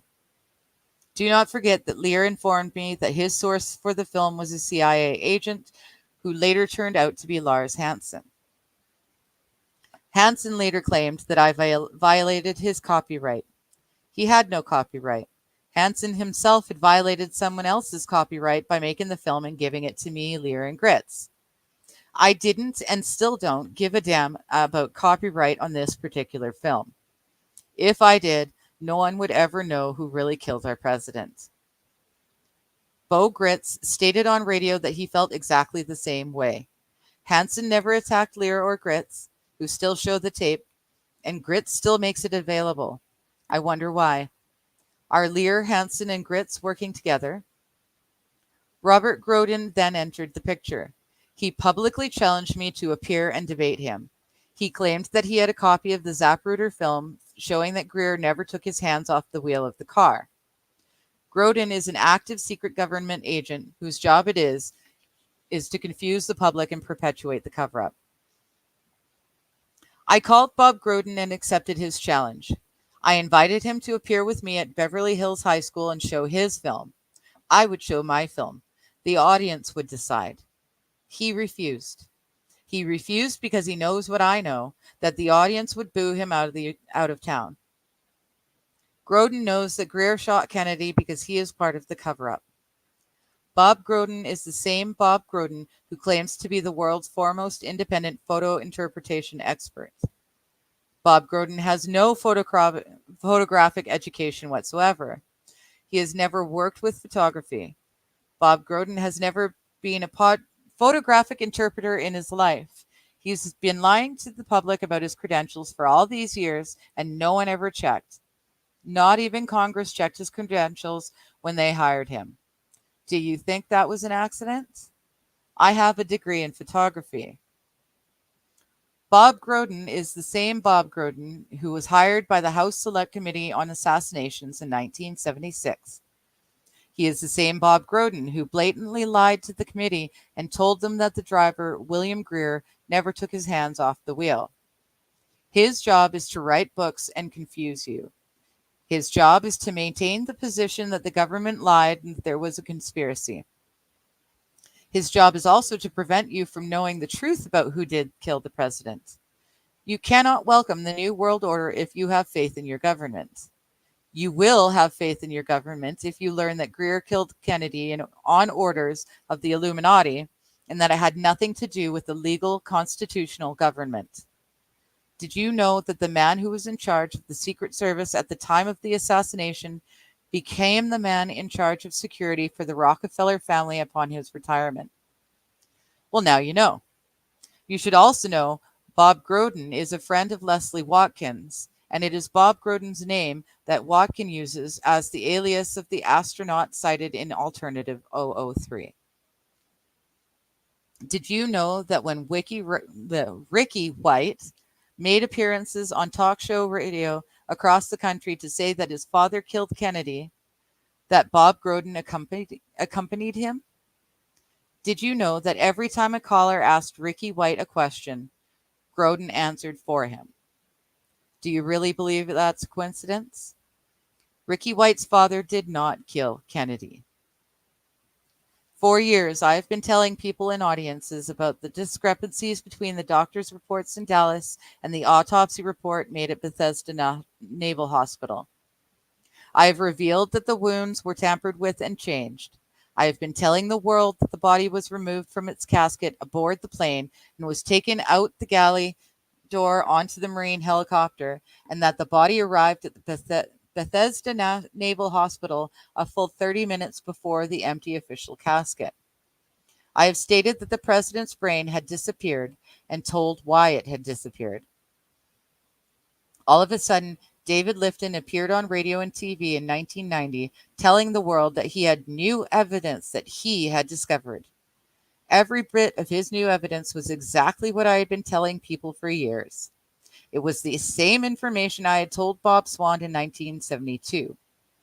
Lifton showed up at my lecture at Beverly Hills High School.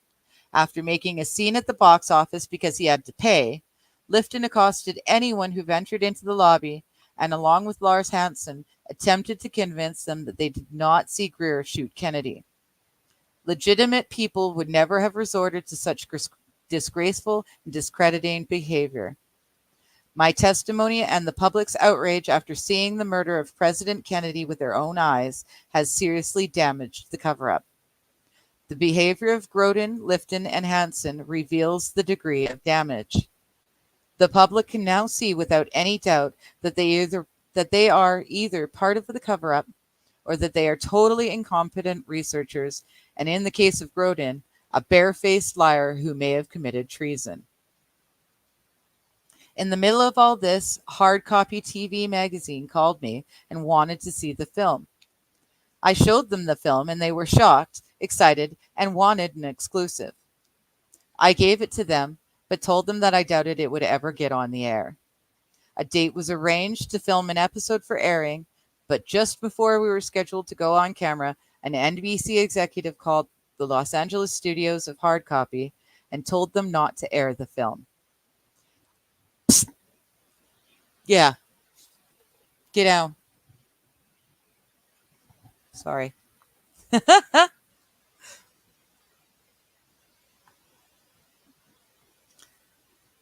So NBC executive called the Los Angeles studios of Hard Copy and told them not to air the film.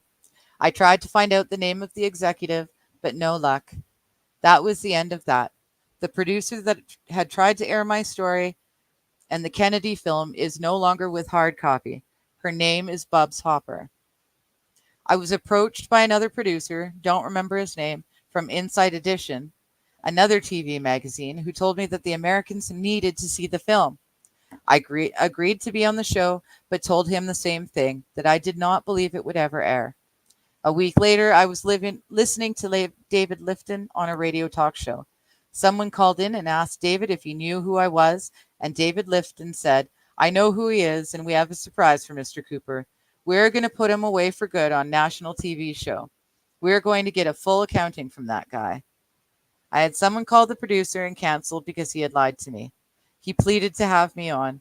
I relayed through this intermediary that I would appear only if I could have editorial control to make sure that he did not edit the segment to ridicule the film. He refused, and then I knew his true intention all along had been to discredit me. When the segment aired, Lars Hansen was used as a stand-in in my place.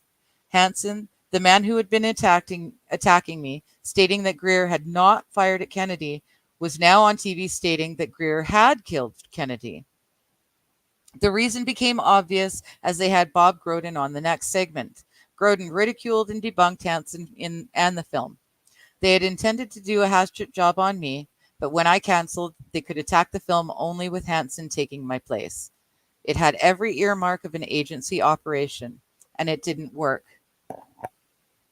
I discovered the next ploy when on radio, Groden stated that he would soon, finally, release a video of his so-called pristine copy of the Zapruder film, overexposed to bring out detail in the shadows. Overexposure would completely wash out Greer's arm and the gun, which are both in full sunlight and have the effect of rendering both invisible to the viewer. I hope that people are not as stupid as Groden thinks they are. I will debate anyone at any time as long as it's in front of a live audience and nothing is edited. I have seen what a film editor can do to make people seem and to say and do things that were never said or done. During the United States' initial space exploration and the moon landings, every launch was accompanied by alien craft. On November 20th, 1990, Los Angeles TV Channel 2 announced that a separate, red, glowing, round-shaped object accompanied the space shuttle Atlantis on its latest classified military mission. That was the first public admission. A moon base called Luna was photographed by the lunar orbiter and filmed by the Apollo astronauts. Domes, spires, tall round structures which looked like silos, huge T-shaped mining vehicles that left stitch-like tracks in the lunar surface, and extremely large as well as small alien aircraft appeared in official NASA photographs. It is a joint United States and Soviet base. The space program is a farce and an unbelievable waste of money. Alternative 3 is a reality, and it is not science fiction. The Apollo astronauts were severely shaken by this experience, and their lives and subsequent statements reflect the depths of that revelation and the effects of the muzzle order which followed. They were ordered to remain silent or suffer the extreme penalty of death, which was termed an expediency. One astronaut actually did talk to the British producers. One astronaut actually did talk to the British producers of the TV Expo's Alternative 03. It was aired on the documentary nonfiction program called Science Report, confirming many allegations. In the book Alternative 3, the pseudonym Bob Groden was used in place of the astronaut's identity. The real Bob Groden is a friend of Leslie Watkins and is a part of the Kennedy assassination cover-up. It was also stated that the astronaut committed suicide in 1978. This cannot be validated by any source, and I believe that several so-called facts in the book are really disinformation. I firmly believe that this disinformation is a result of pressure put upon the authors and is meant to nullify the effect upon the populace of the British TV expose Alternative 3. Okay. It was expose, it's a typo. The headquarters of the international conspiracy is in Geneva, Switzerland. The ruling body is made up of 3 committees consisting of 13 members each, and all 3 together comprise 39 members of the executive committee of the body known as the Bilderberg Group. The most important and powerful of these 3 committees is the Policy Committee. It is more than interesting to note that the United States had 13 original colonies and that 39 delegates from those colonies signed the Constitution after it was written and adopted into the first Constitutional Convention. Do you believe that this is coincidence? Policy Committee meetings are held on a nuclear submarine beneath the polar ice cap. A Soviet sub and an American sub join at an airlock and the meeting is convened. The secrecy is such that this was the only method which would ensure that the meetings could not be bugged. All I can say that the book Alternative 3 is at least 70% true from my own knowledge and the knowledge of my sources. I believe that the disinformation was an attempt to compromise the British TV expose with information that could be proven false, just as the Eisenhower briefing document, which was released here in the United States under the contingency plan Majestic 12, can also be proven false. Since our interaction with the aliens began, we have come into possession of technology beyond our wildest dreams. We currently have and fly atomic-powered anti-gravity type craft in Nevada. Our pilots have made interplanetary voyages in these craft and have been to the moon, Mars, and other planets. We have been lied to about the true nature of the moon, the planets Mars and Venus, and the real state of technology that we possess today at this very moment. There are areas on the moon where plant life grows and even changes color with the seasons. This seasonal effect is because the moon does not, as claimed, always present the exact same side to Earth or the sun. The moon has several man-made lakes and ponds upon its surface, and clouds have been observed and filmed in its atmosphere. It possesses a gravitational field, and a man can walk upon its surface without a spacesuit, breathing from an oxygen bottle after undergoing decompression, the same as any deep-sea diver. I have the official NASA photographs. Some of them were published in the books We Discovered Alien Bases on the Moon by Fred Steckling and Someone Else is on the Moon. In 1969, a confrontation broke out between the Soviets and Americans at the lunar base. The Soviets attempted to take control of the base and held American scientists and personnel hostage. We were able to restore order, but not before 66 people were killed. The Soviets were suspended from the program for a period of 2 years. A reconciliation eventually took place, and once again we began to interact. Today, the alliance continues. The Archuleta Mesa underground base confrontation scenario is pure disinformation put out to confuse the issue. I knew that a confrontation had taken place, but could not remember the details. John Lear had convinced me that aliens and Delta forces had fought at the Archuleta base. The New World Order must have an enemy from outer space. Later, when I used regressive hypnosis to improve my memory, the true facts emerged. To my knowledge, the only hostility between aliens and humans was provoked by the U.S. military when they were ordered to shoot down UFOs in order to capture technology. John Lear also says that we invented AIDS in order to kill blood-sucking aliens and that we were our only containers for souls. This is hogwash. It is a clear vote for the aliens do not exist theory. When the Watergate scandal broke, President Nixon was confident that he would not be impeached. Majesty 12 had a different agenda. Nixon was ordered to resign, the intelligence community rightfully concluding that after an impeachment trial would open up the files and bear the secrets to the public eye. He refused. The first military coup ever to take place in the United States was carried out. The Joint Chiefs of Staff sent a top-secret message to the commanders of all the U.S. armed forces throughout the world. It stated, "Upon receipt of this message, you will no longer carry out any orders from the White House. Acknowledge receipt." This message was sent a full 5 days before Nixon conceded and announced publicly that he would resign. I saw the message. When I asked my commanding officer what he would do, and as obviously the order violated the Constitution, I was told, I guess I will wait and see if any orders come from the White House, and then I will decide. I did not see any communication from the White House, but that does not mean that none was sent. I have confirmation from 3 additional sources, all ex-military, who wrote or called to state that they saw the exact same order.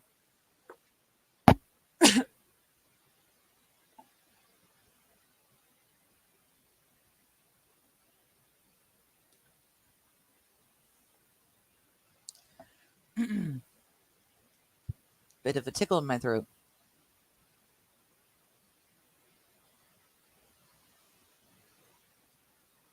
I have confirmation from 3 additional sources, all ex-military, who wrote or called to state that they saw the exact same order. These people are Randall Terpestra, ex-Navy, David Race, ex-Air Force, and Donald Campbell, ex-Navy. The transcript of a taped phone conversation between the author and Mr. Terpestra is presented as Chapter 11 of this book, and the signed statements of the others can be found in the appendix. During all the years that this has been happening, the Congress and the American people have seemed to know instinctively that something was not right. When the Watergate scandal surfaced, they jumped on the bandwagon, and everyone thought that the agencies would be cleaned out. President Ford organized the Rockefeller Commission to do the job. His real purpose was to head off Congress and keep the cover-up going. Nelson Rockefeller, who headed the commission investigating the intelligence community, was a member of the Council on Foreign Relations and the one who helped Eisenhower build the Majesty 12 power structure. Rockefeller uncovered only enough to keep the hounds at bay. He threw the Congress a few bones, and the cover-up rolled merrily along as always. Later, Senator Church would conduct the famous Church hearings. He also was a prominent member of the Council on Foreign Relations, and he merely repeated the Rockefeller Act. Again, the cover-up prevailed. When the Iran-Contra affair emerged, we thought this time it had come gushing up, or it had to come gushing out. Wrong again. Despite mountains of documents pointing to drug smuggling and other hidden monsters, the cover-up sailed on. The Congress even seemed to go out of its way to duck the real issues. As mentioned earlier, one of the most serious facts uncovered is that North is a person. Sorry. One of the most serious facts uncovered is that North was involved in preparing a plan to suspend the Constitution of the United States of America. When Congressman Jack Brooks of Texas attempted to probe the issue, he was silenced by the committee chairman. Could it be that Congress knows the whole thing and won't touch it? Are they among the select who have been picked for the Mars colony when the Earth begins to destruct, if the Earth is going to destruct? I cannot even begin to outline the entire financial empire controlled by the CIA, the NSA, and the Council on Foreign Relations, which in turn control and launder the money from drugs and other intelligence community proprietary, thank you. I cannot even begin to outline the entire financial empire controlled by the CIA, the NSA, and the Council on Foreign Relations, which in turn control and launder the money from drugs and other intelligence community proprietary ventures. But I can give you a beginning. The amount of money is beyond anything you can imagine and is hidden in a vast network of banks and holding companies.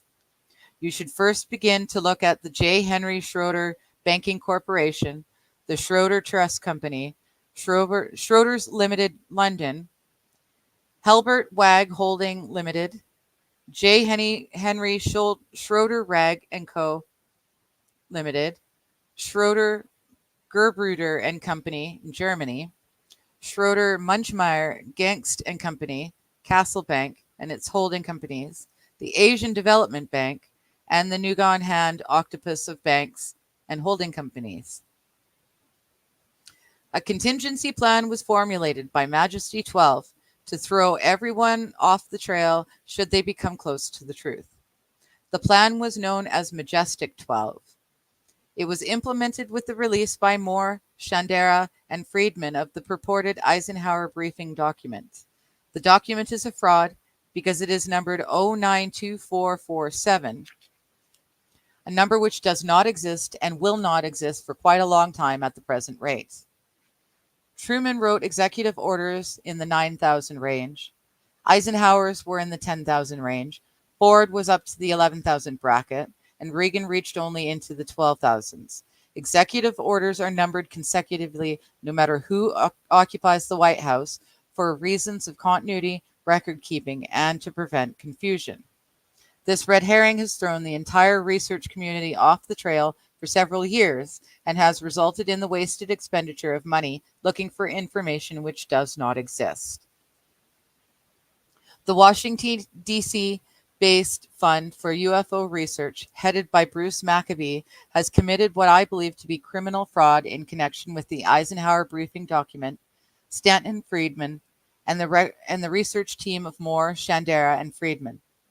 Maccabee solicited funds from people, promising to use those funds to investigate Moore's, Shandera's, and Friedman's claims and prove the Eisenhower briefing document to be genuine or fake. Instead, he gave the entire $16,000 to Stanton Friedman and assigned him the task of establishing or destroying his own validity. What a snow job. People in the UFO community fell for the scam and eagerly awaited Stanton Friedman's findings. Of course, Friedman found that the documents were genuine. Just what did people think he would find? He was given $16,000 to investigate himself. It's unethical. It's a clear conflict of interest, and I sincerely believe it to be criminal fraud since money was taken in the process.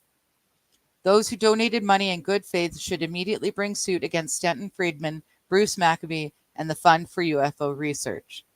This farce resulted in a total waste of $16,000. Many thousands of man-hours have gone down a rat hole. If you doubt the secret government's ability to lead you through the rose garden, you had better think again. Another plan is in force. It is the plan to prepare the public for eventual confrontation with the alien race. It could also intend to make you believe in an alien race that may not exist.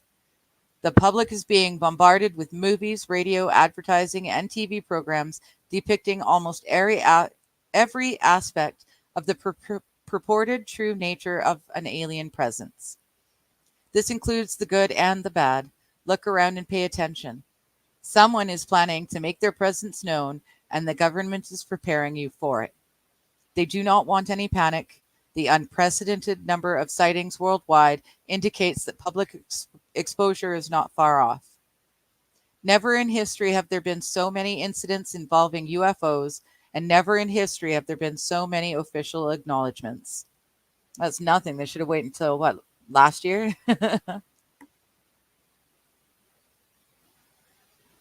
For many years, the secret government has been importing drugs and selling them to the people, mainly the poor and minorities. Social welfare programs were put in place to create a dependent, non-working element in our society. The government then began to remove these programs to force people into a criminal class that did not exist in the 50s and 60s. The government encouraged the manufacture and importation of military firearms for the criminals to use. This is intended to foster a feeling of insecurity, which would lead the American people to voluntarily disarm themselves by passing laws against firearms. Using drugs and hypnosis on mental patients in a process called Orion, the CIA inculcated the desire in these people to open fire on schoolyards and thus inflame the anti-gun lobby. This plan is well underway and so far working perfectly. The middle class is begging the government to do away with the Second Amendment. Author's note: I have found that these events have indeed happened all over the country. In every instance that I have investigated, the incident at the women's school in Canada, the shopping center incident in Canada, the Stockton, California massacre, the murder of Rabbi Meir Khan, the shooters were all ex-mental patients or were current mental patients who were all on the drug Prozac. This drug, when taken in certain doses, increases the serotonin level in the patient, causing extreme violence. Couple that with a post-hypnotic suggestion or control through an electronic brain implant or microwave or ELF intrusion, and you get mass murder, ending in every case with the suicide of the perpetrator. Exhume the bodies of the murderers and check for a brain implant. I think you're going to be surprised. In every case, the name of the murderer's doctor or mental treatment facility has been withheld. I believe we will be able to establish intelligence community connections and or connections to known CIA experimental mind control programs when we finally discover who these doctors of death really are. Due to the wave of crime sweeping the nation, the media will convince the American people that a state of anarchy exists within the major cities. They are now building their case almost nightly on TV and daily in the newspapers. When public opinion has been won to this idea, they intend to state that a terrorist group armed with a nuclear weapon has entered the United States and they plan to detonate this device in one of our cities. This is now being set up by the crisis in the Middle East. The government will then suspend the Constitution and declare martial law. The secret alien army of implanted humans and all dissidents, which translates into anyone they choose, will be rounded up and placed in the 1 mile square concentration camps that already exist.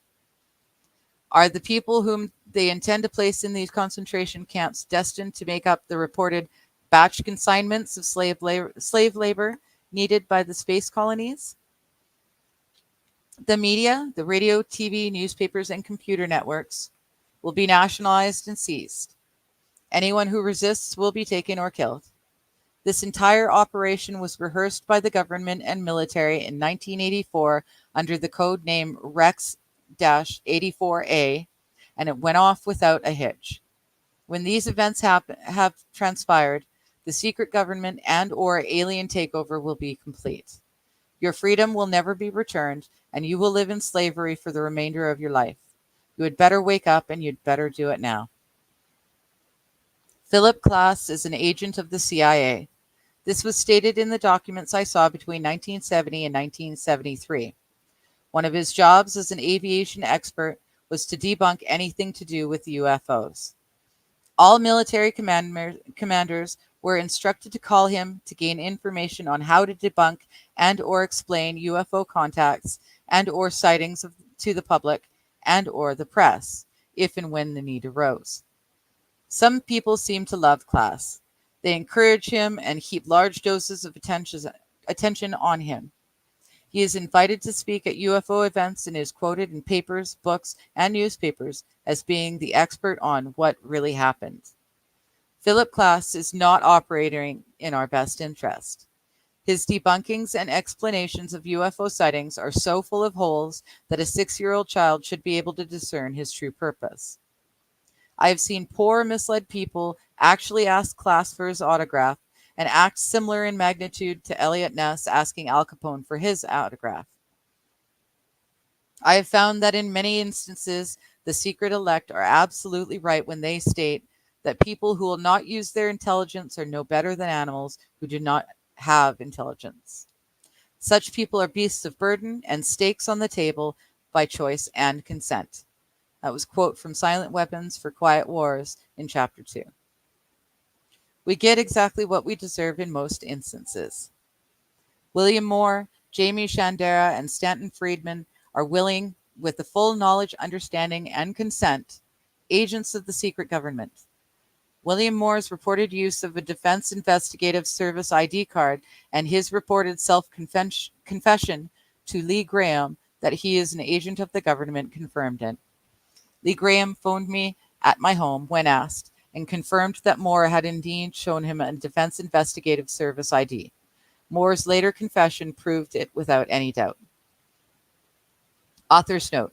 On July 1st, 1989, the night before I presented this paper at the MUFON Symposium in Las Vegas, William Moore admitted that he was a government agent, that he had released disinformation to researchers, that he had falsified documents, that he had spied upon researchers and reported information concerning those researchers to the intelligence community, that he had helped in a counterintelligence operation against Paul Bennewitz, that resulted in Mr. Benowitz's commitment to a mental institution, and that he had done all this with full knowledge of what he was doing. He is either a traitor or a stone-hearted manipulator at best. Some of the self-appointed ufologists still look up to Moore and still cite his research in their correspondence, papers, and books. This reflects a degree of ignorance and stupidity that the UFO community. Bruce Maccabee wrote a letter to Caveat Emptor, citing articles from William Moore's publication Focus as proof that I am discredited. Dream on. It is no mystery to me why mainstream America calls UFOologists wackos, loonies, and nuts. In some cases, they are. Jamie Shandera is the man responsible for my loss of employment as the executive director of the National Technical College. Shortly after going public, Shandera showed up at the college wearing a brown suit and carrying a briefcase. He ignored the receptionist's attempts to help him. She informed me that a man had walked into the college and appeared to be inspecting the building and classrooms. I found Mr. Shandera peering into the word processing classroom. I asked him if I could be any help. He said no and ignored me. I explained that I was the executive director and again asked if I could be of any help. Again, he said no, but gave me some very hard stares and appeared to have been taken off guard. He seemed to be extremely nervous and immediately left the building. I followed him out the door, and a man across the street snapped my picture with the 35mm camera. I watched as Jamie Shandera walked to his car, took one last look at me, and then drove away. A few days later, he repeated the act, only this time he told me that he had seen an ad that the college was for sale, and he was looking over the property. I saw him again coming out of the corporate offices. When he saw me again, became extremely nervous and hurried to his car, took off his jacket before getting in, and then drove off. A few minutes later, I was called to the president's office and told that the college could not use anyone who could jeopardize the status of government assistance by getting involved in flying saucers. I knew what had happened and tendered my resignation effective April 15th, 1989. I had no intention of stopping my activities, and I did not wish to hurt the college or the students who depended so much on government aid programs. All this time, Shandera thought he had pulled it off anonymously, but I and several others have always known that it was he. Now you know. Jamie Shandera was positively identified by me, the security department head, and the receptionist. Later, I obtained another positive identification from Vice President in charge of admissions. John Lear was at that time the only person who knew the name and address of my place of employment.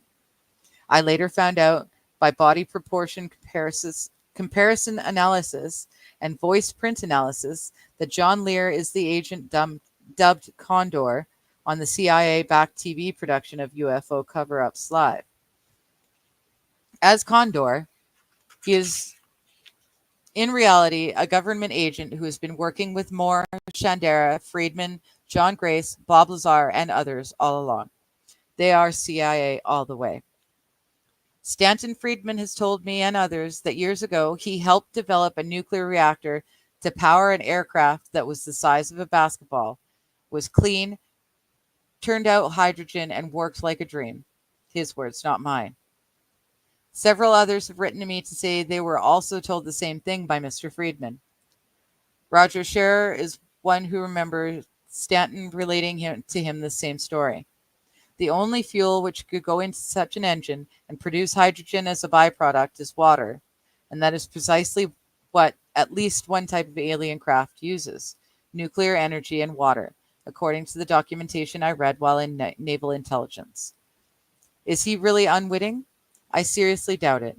He was a member of the Moore, Shandera, and Friedman research team, and it was they who implemented Majestic 12 contingency plan. In the documents that I read between 1970 and 1973, the names of individuals were listed who had been targeted for recruitment. These documents stated that these people were to be coerced, using patriotism as a motivating force whenever possible. If necessary, financial assistance would be provided through employment with a proprietary front company or through grants. This is, coincidentally, the method by which Friedman got his $16,000 from another agent, Bruce Maccabee. We have also found that Moore has received money for research from at least 2 CIA front companies. This has been confirmed by the research of Grant Cameron. Others named on the list were cited as active intelligence agency assets. When I first presented this paper, I gave only a partial list of those named in the naval intelligence documents. Following are as many names as I can remember. There may be more, but these are all the ones I can recall at this time. Stanton Friedman, CIA. John Lear, CIA. Lear's father was named as having participated in anti-gravity research. William Moore, John Keel, Charles Berlitz, Bruce Maccabee, ONI, the Office of Naval Intelligence. Linda Molson Howe, Philip Klass, CIA. James Mosley, CIA. Mosley's father was discussed in a very complimentary manner. Virgil Armstrong, CIA, listed as Posthwaite. Wendell Stevens, CIA, and Dr. J. Allen Hynek, CIA. That is the list as I remember it. There may have been others, but I cannot recall. I know of other agents who were not on the list. You must remember that when I first wrote this paper, I thought that Bruce Maccabee might not have been recruited, but then later he proved me wrong when he gave Stanton Friedman $16,000 to investigate himself. There was a 2-word code that these people were to use to identify each other. The first word was a color and the second word was a bird. The code was Gold Eagle. When Stanton Friedman first contacted me, he used the code. I pretended ignorance, but he asked me several times if I had ever seen or heard Gold Eagle. John Lear also asked me if I had ever heard of Gold Eagle. He too was testing me. They knew that I had access to correct information and were attempting to determine if I were one of them. As George Bush would say, read my lips. I was never one of you. I will never be one of you. When I talked to Stan Deo in Australia by phone, he told me the code given to him was Blue Falcon. Stan was a victim of mind control experimentation while a cadet at the Air Force Academy. He and over 80 other cadet mind control subjects resigned from the academy in protest. He has been on a crusade to discover the truth ever since. Stan has written 2 excellent books, The Cosmic Conspiracy and The Vindicator Scrolls. I recommend you read them both. I think that Linda Moulton Howe may be innocent of witting involvement. Linda in particular seems to have exercised extreme care in what she has presented to the public. Her research is excellent. I was impressed when she confided to me that Sergeant Richard Doty of the Counterintelligence Division of the Air Force Office of Special Investigations had taken her into the intelligence office at Kirtland Air Force Base in New Mexico and showed her the exact same documents that I had seen while in the Navy.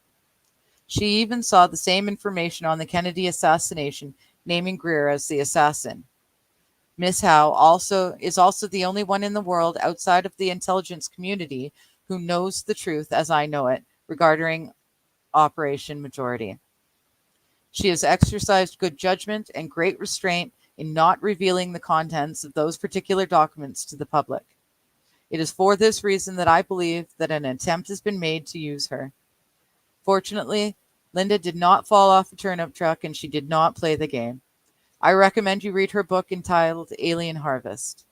You should be able to order it from any good bookstore. I have discovered that Whitley Strieber is a CIA asset, as is Bud Hopkins. Strieber's book Majestic has convicted him with those of us in the know. It is the true story of the Roswell crash, taken from the confiscated diaries of James Forrestal. That is, assuming that the documents that I saw in the Navy were not a hoax. I do not believe they were. The names of the people and the names of the projects and operations have been changed in Strieber's book, but other than that, the information and documentation is true. The autopsy reports are exactly the same as I saw in Project Grudge 18 years ago. I have recently come into possession of an affidavit that is signed, notarized, and sworn under penalty of perjury from an MD in New York, stating that the MD was recruited by a CIA agent Bud Hopkins to help work with abductees for the CIA. The affidavit is included in the appendix. Bleh. I knew that Hopkins was not right when I met him in Modesto. He could not look me in the eyes, and anyone who cannot look me in the eyes is not right. He spent the whole time, including his speech, trying to convince people of the innocence of the abductee experience and the absence of the alien's malevolence, which is a total crock. It is an insult to anyone who has investigated abductees. I know that all of the major UFO research organizations were targeted for infiltration and control by the secret government, just as NICAP was infiltrated and controlled. In fact, NICAP was eventually destroyed from within. I know that these efforts have been successful. MUFON is a great example. Hundreds of members all over the world conduct investigations and send in physical evidence to MUFON headquarters, where it quickly disappears. Everyone screams for physical evidence as proof. Recently, samples were collected of a liquid that had dripped from a saucer onto a schoolyard in the Gulf Breeze, Mexico. The samples were sent to MUFON, where they were immediately vanished. Walt Andrus has stated that it was an accident. Baloney. This is not the first time MUFON has lost evidence. I consider MUFON the great black hole of the UFO community. The control of information is so tight that nothing escapes. Anyone who tells it like it really is debunked and banned from symposiums. The members are told what to believe and what not to believe. The members do not seem to know that they are being controlled. The members of the MUFON board of directors and members of the advisory board are consultants are, for the most part, supported by the government in the form of salaries, grants, or retirement checks.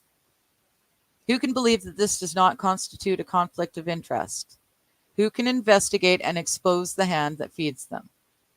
How can you possibly believe the government could not control the people to whom it funnels money?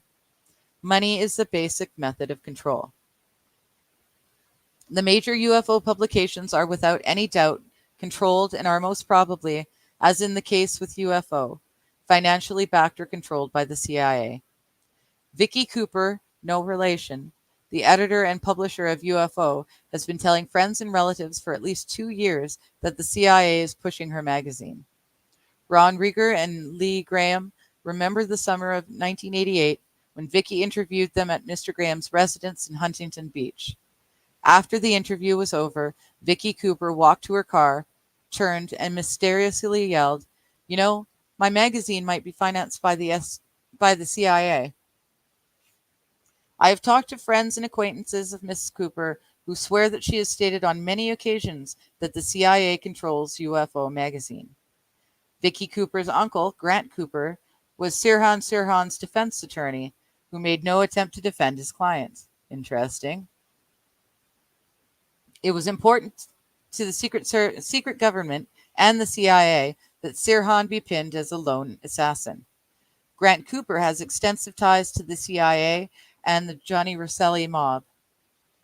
We have found that Vicky's son attends the West Point Military Academy. What a wonderful way to control a magazine. You don't play ball, your son won't graduate. I found out that the person who found Vicky Cooper an apartment when she arrived in Los Angeles was Barry Taff, a longtime employee of the intelligence agencies, yes plural, and a longtime protege of Dr. John Lilly and Dr. Jay West, the government's premier experts in mind control.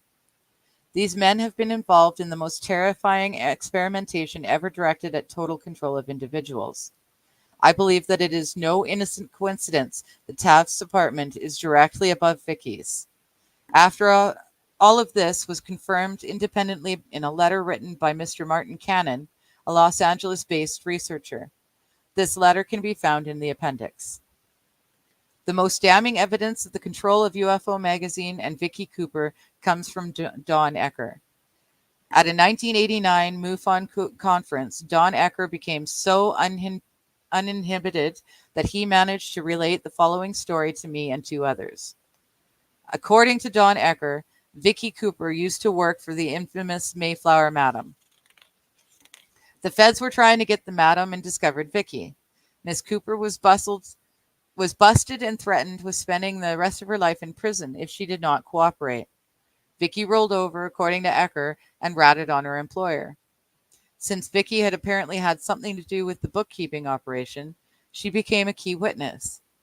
The Mayflower Madam was put out of business and into jail thanks to Miss Cooper's testimony.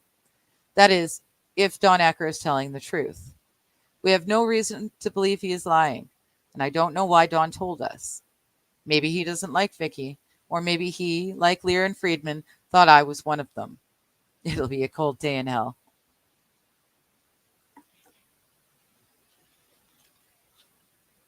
Oh, I missed some of this. Oh, hello, King Kong Dong. How you doing? Famous Nixon quote, says Crispy. What about the Jews? They put Jewish interests before American interests in a taped convo with Kissinger from the Nixon tapes. Yep. Nixon was too American for the agenda, says Crispy. Dom says, is the border closed yet? Checking for some friends. No, not yet. We've got 2 months. 2 months before all that sort of thing happens. So hold your breath a little bit longer. Here's the problem with these type of platforms. They didn't realize they were losing control until truth of it all was being seen. Yep. King Kong says, hey, Digger, you should check out the January 1st, 2024 alien shit. Yes, I know. I was actually saying at the beginning of this, my buddy Kaiser is going to be very interested in all of this stuff. Kaiser Pineapple on YouTube. He does a lot of stuff about movies and Hollywood, but he has an encyclopedia memory of all sorts of alien facts. And I'm sure he's going to be interested in some of the info coming through here.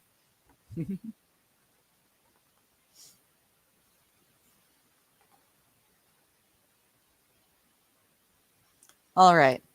According to Ecker, Vicky Cooper was told to get out of town and stay out. She was given money and told to start UFO magazine in Los Angeles. She was told that she was to print information that would be fed to her. Sure enough, you read in UFO purportedly government UFO information, always written by someone who cannot be contacted. It is always under an alias and no one can check the information. Vicky is adamant about printing only the news and information that she considers best for the readers, as if they have no mind of their own. She indulges in character assassination. Don Ecker claims to have been a member of Army Intelligence, the Green Berets, and later a police officer in Boise, Idaho. Don claims a total of 10 years' experience as a criminal investigator. The Boise Police Department, when asked by phone, has denied any knowledge of Mr. Ecker. I've requested that Don furnish a copy of his Army record, but he has refused. Ecker calls himself a UFO expert and has dubbed himself, yep, you guessed it, a ufologist. He sprinkles terms like ufological around in his articles, and not even Don knows what the hell it means.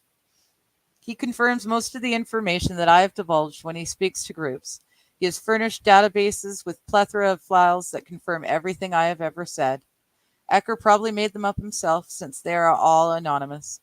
He claims that aliens mutilate humans like cattle. Don Ecker, like Vicky Cooper, practices character assassination. According to legitimate law enforcement sources, Ecker is lying to the public. He was a guard in the Idaho State Prison from September 1981 to September 1982 when he quit to become a Canyon County Sheriff's Department narcotics deputy trainee. Donald Francis Ecker II was fired after only 6 weeks for improper conduct.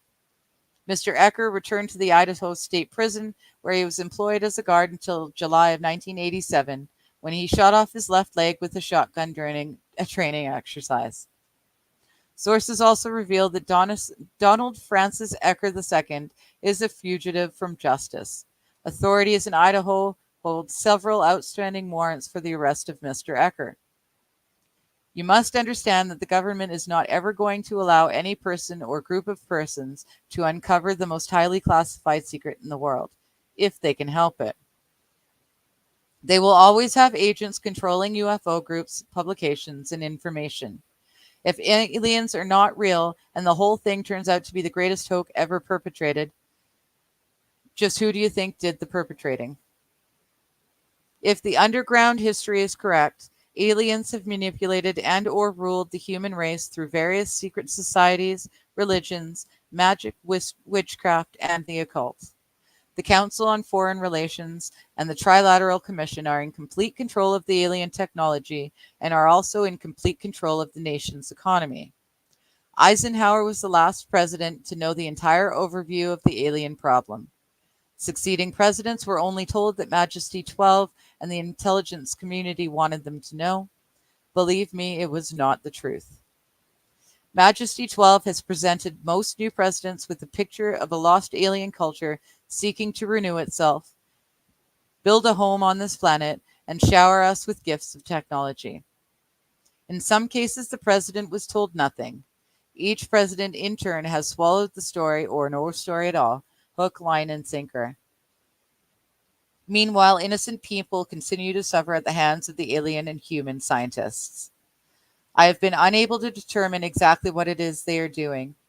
Many people are abducted and are sentenced to live with psychological and physical damage for the rest of their lives. Could this really be a CIA mind control operation?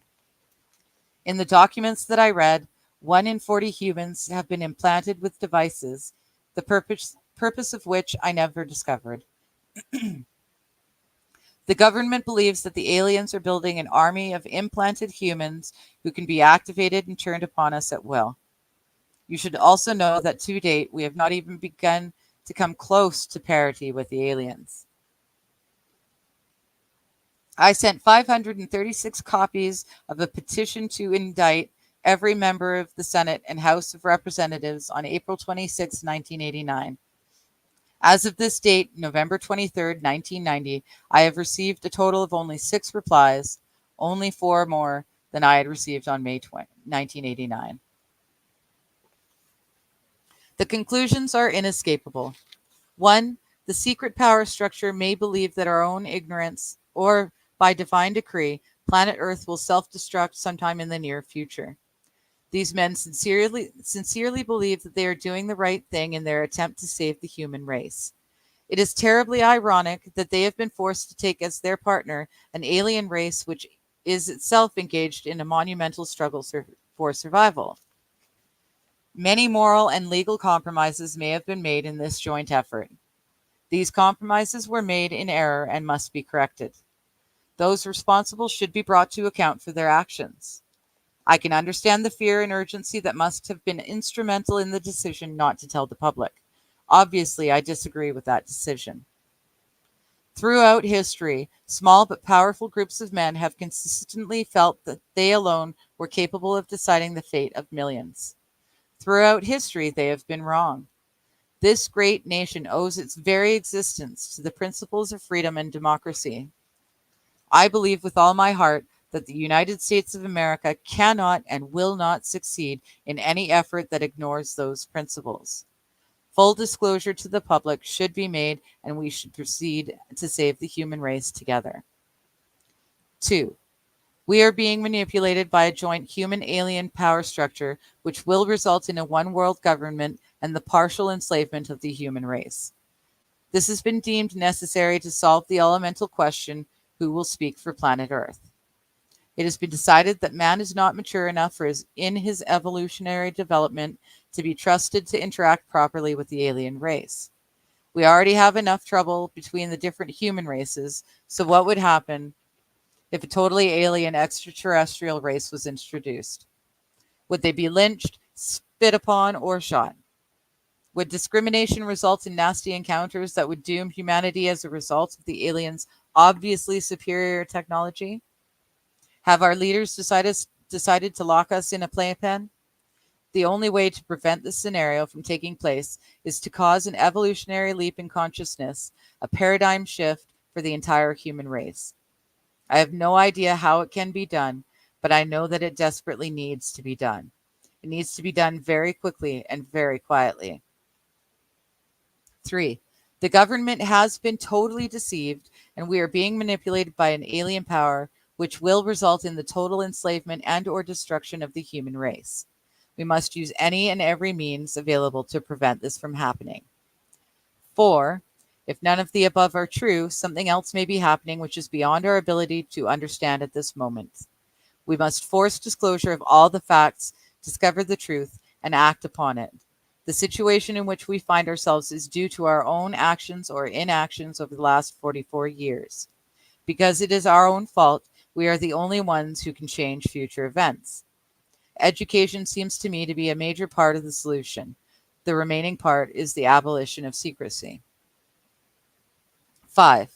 There is always the possibility that I was used, that the whole alien scenario is the greatest hoax in the history designed to create an alien enemy from outer space in order to expedite the formation of a one world government.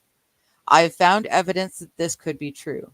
I've included that evidence in the appendix.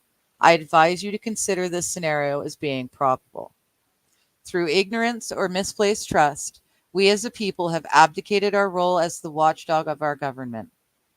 Our government was founded of the people, for the people, by the people. There was no mention or intent ever to abdicate our role and place our total trust in a handful of men who meet secretly to decide our fate. In fact, the structure of our government was designed to prevent that from ever happening. If we had done our jobs as citizens, we would never have reached this point. Most of us are completely ignorant as to even the most basic functions of our government.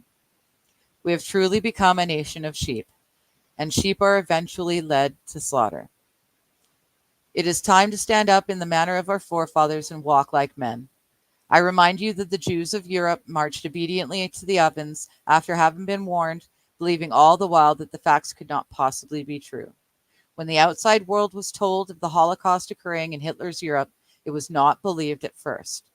You must understand that, real or not, the purported presence of aliens has been used to neutralize certain widely different segments of the population.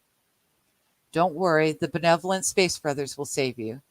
It can also be used to fill the need for an extraterrestrial threat to justify the formation of a new world order. The aliens are eating us. The most important information that you need to determine your future actions is that this new world order calls for the destruction of the sovereignty of the nations, including the United States. The new world order cannot and will not allow our Constitution to continue to exist. The new world order will be totalitarian socialist system. We will be slaves shackled to a cashless system of economic control. If the documentation that I viewed while I was in naval intelligence is true, then what you have just read is probably closer to the truth than anything ever written. If extraterrestrials are a hoax, then what you just read is exactly what the Illuminati wants you to believe. I can assure you beyond any shadow of a doubt that even if aliens are not real, the technology is real. Anti-gravity craft exist and human pilots fly them.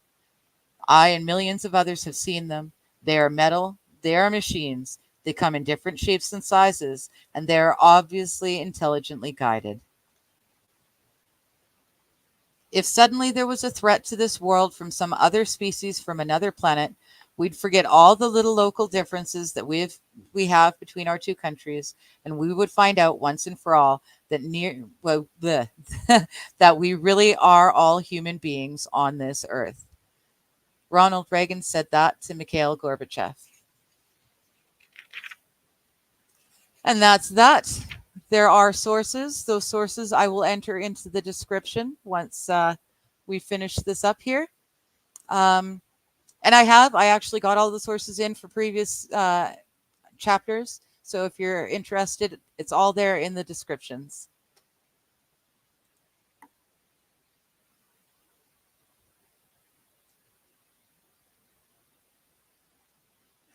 That was an understatement about Kaiser. I know. You need to know anything about aliens, you go talk to Kaiser Pineapple.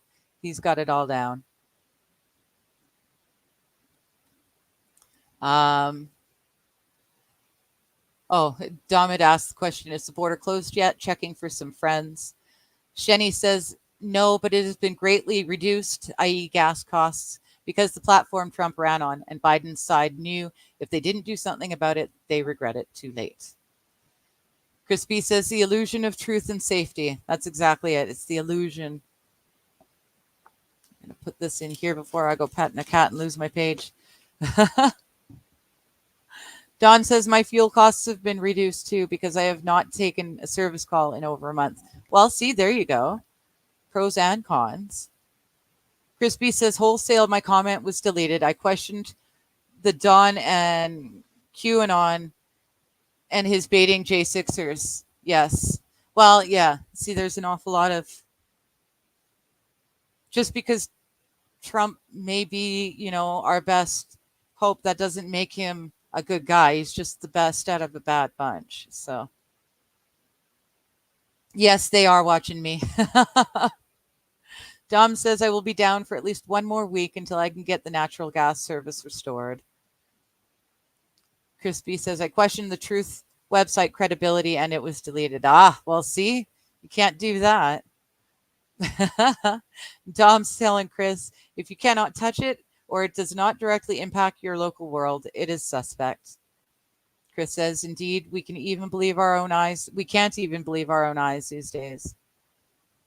And Shenny says, I was going to say I didn't remove it. No one removes anything from here except YouTube. Yeah, Chris says I wouldn't expect you to. That's exactly it. We will leave everything. Anything that disappears is strictly because the YouTube's overlords are in control in the end over everything. So on that note, that was chapter 12. That was an introduction to the alien knowledge. It was also a brief dip into the Zapruder film and what it did or did not prove. He will be touching on more of it as we go through.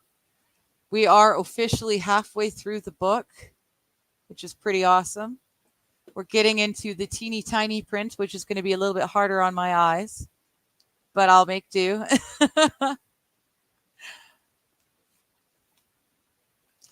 But in the meantime, my streams are early. I'm not a degenerate until after dinner, so I should be safe, says Chris.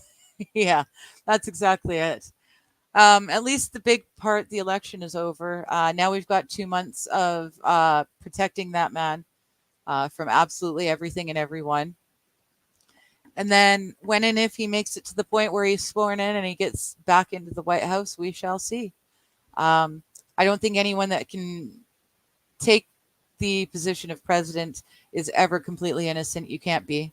As I have stated, I believe he works for a certain faction that controls a tiny little country in the Middle East.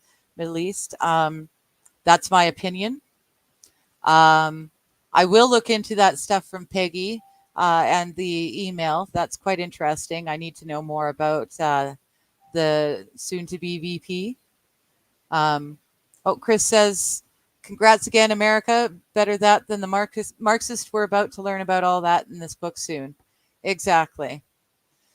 So, on that note, and because I am tired because I was up super duper late last night making sure there wasn't anything stolen, I will call it.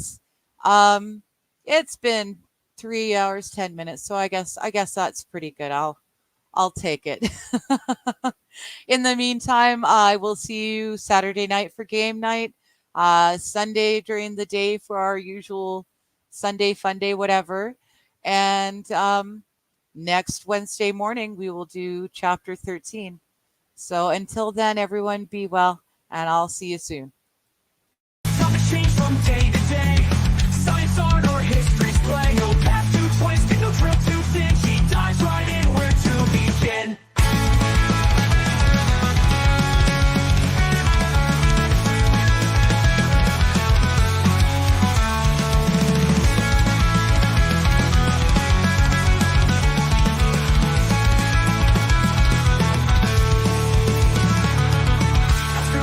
Nothing's too obscure. She'll dig and take a spirit so pure. From ancient lore to future dreams, every question finds its gleam. Wherever she goes, answers will follow. Okay, I don't know why it stopped, but on that note, Bye, guys.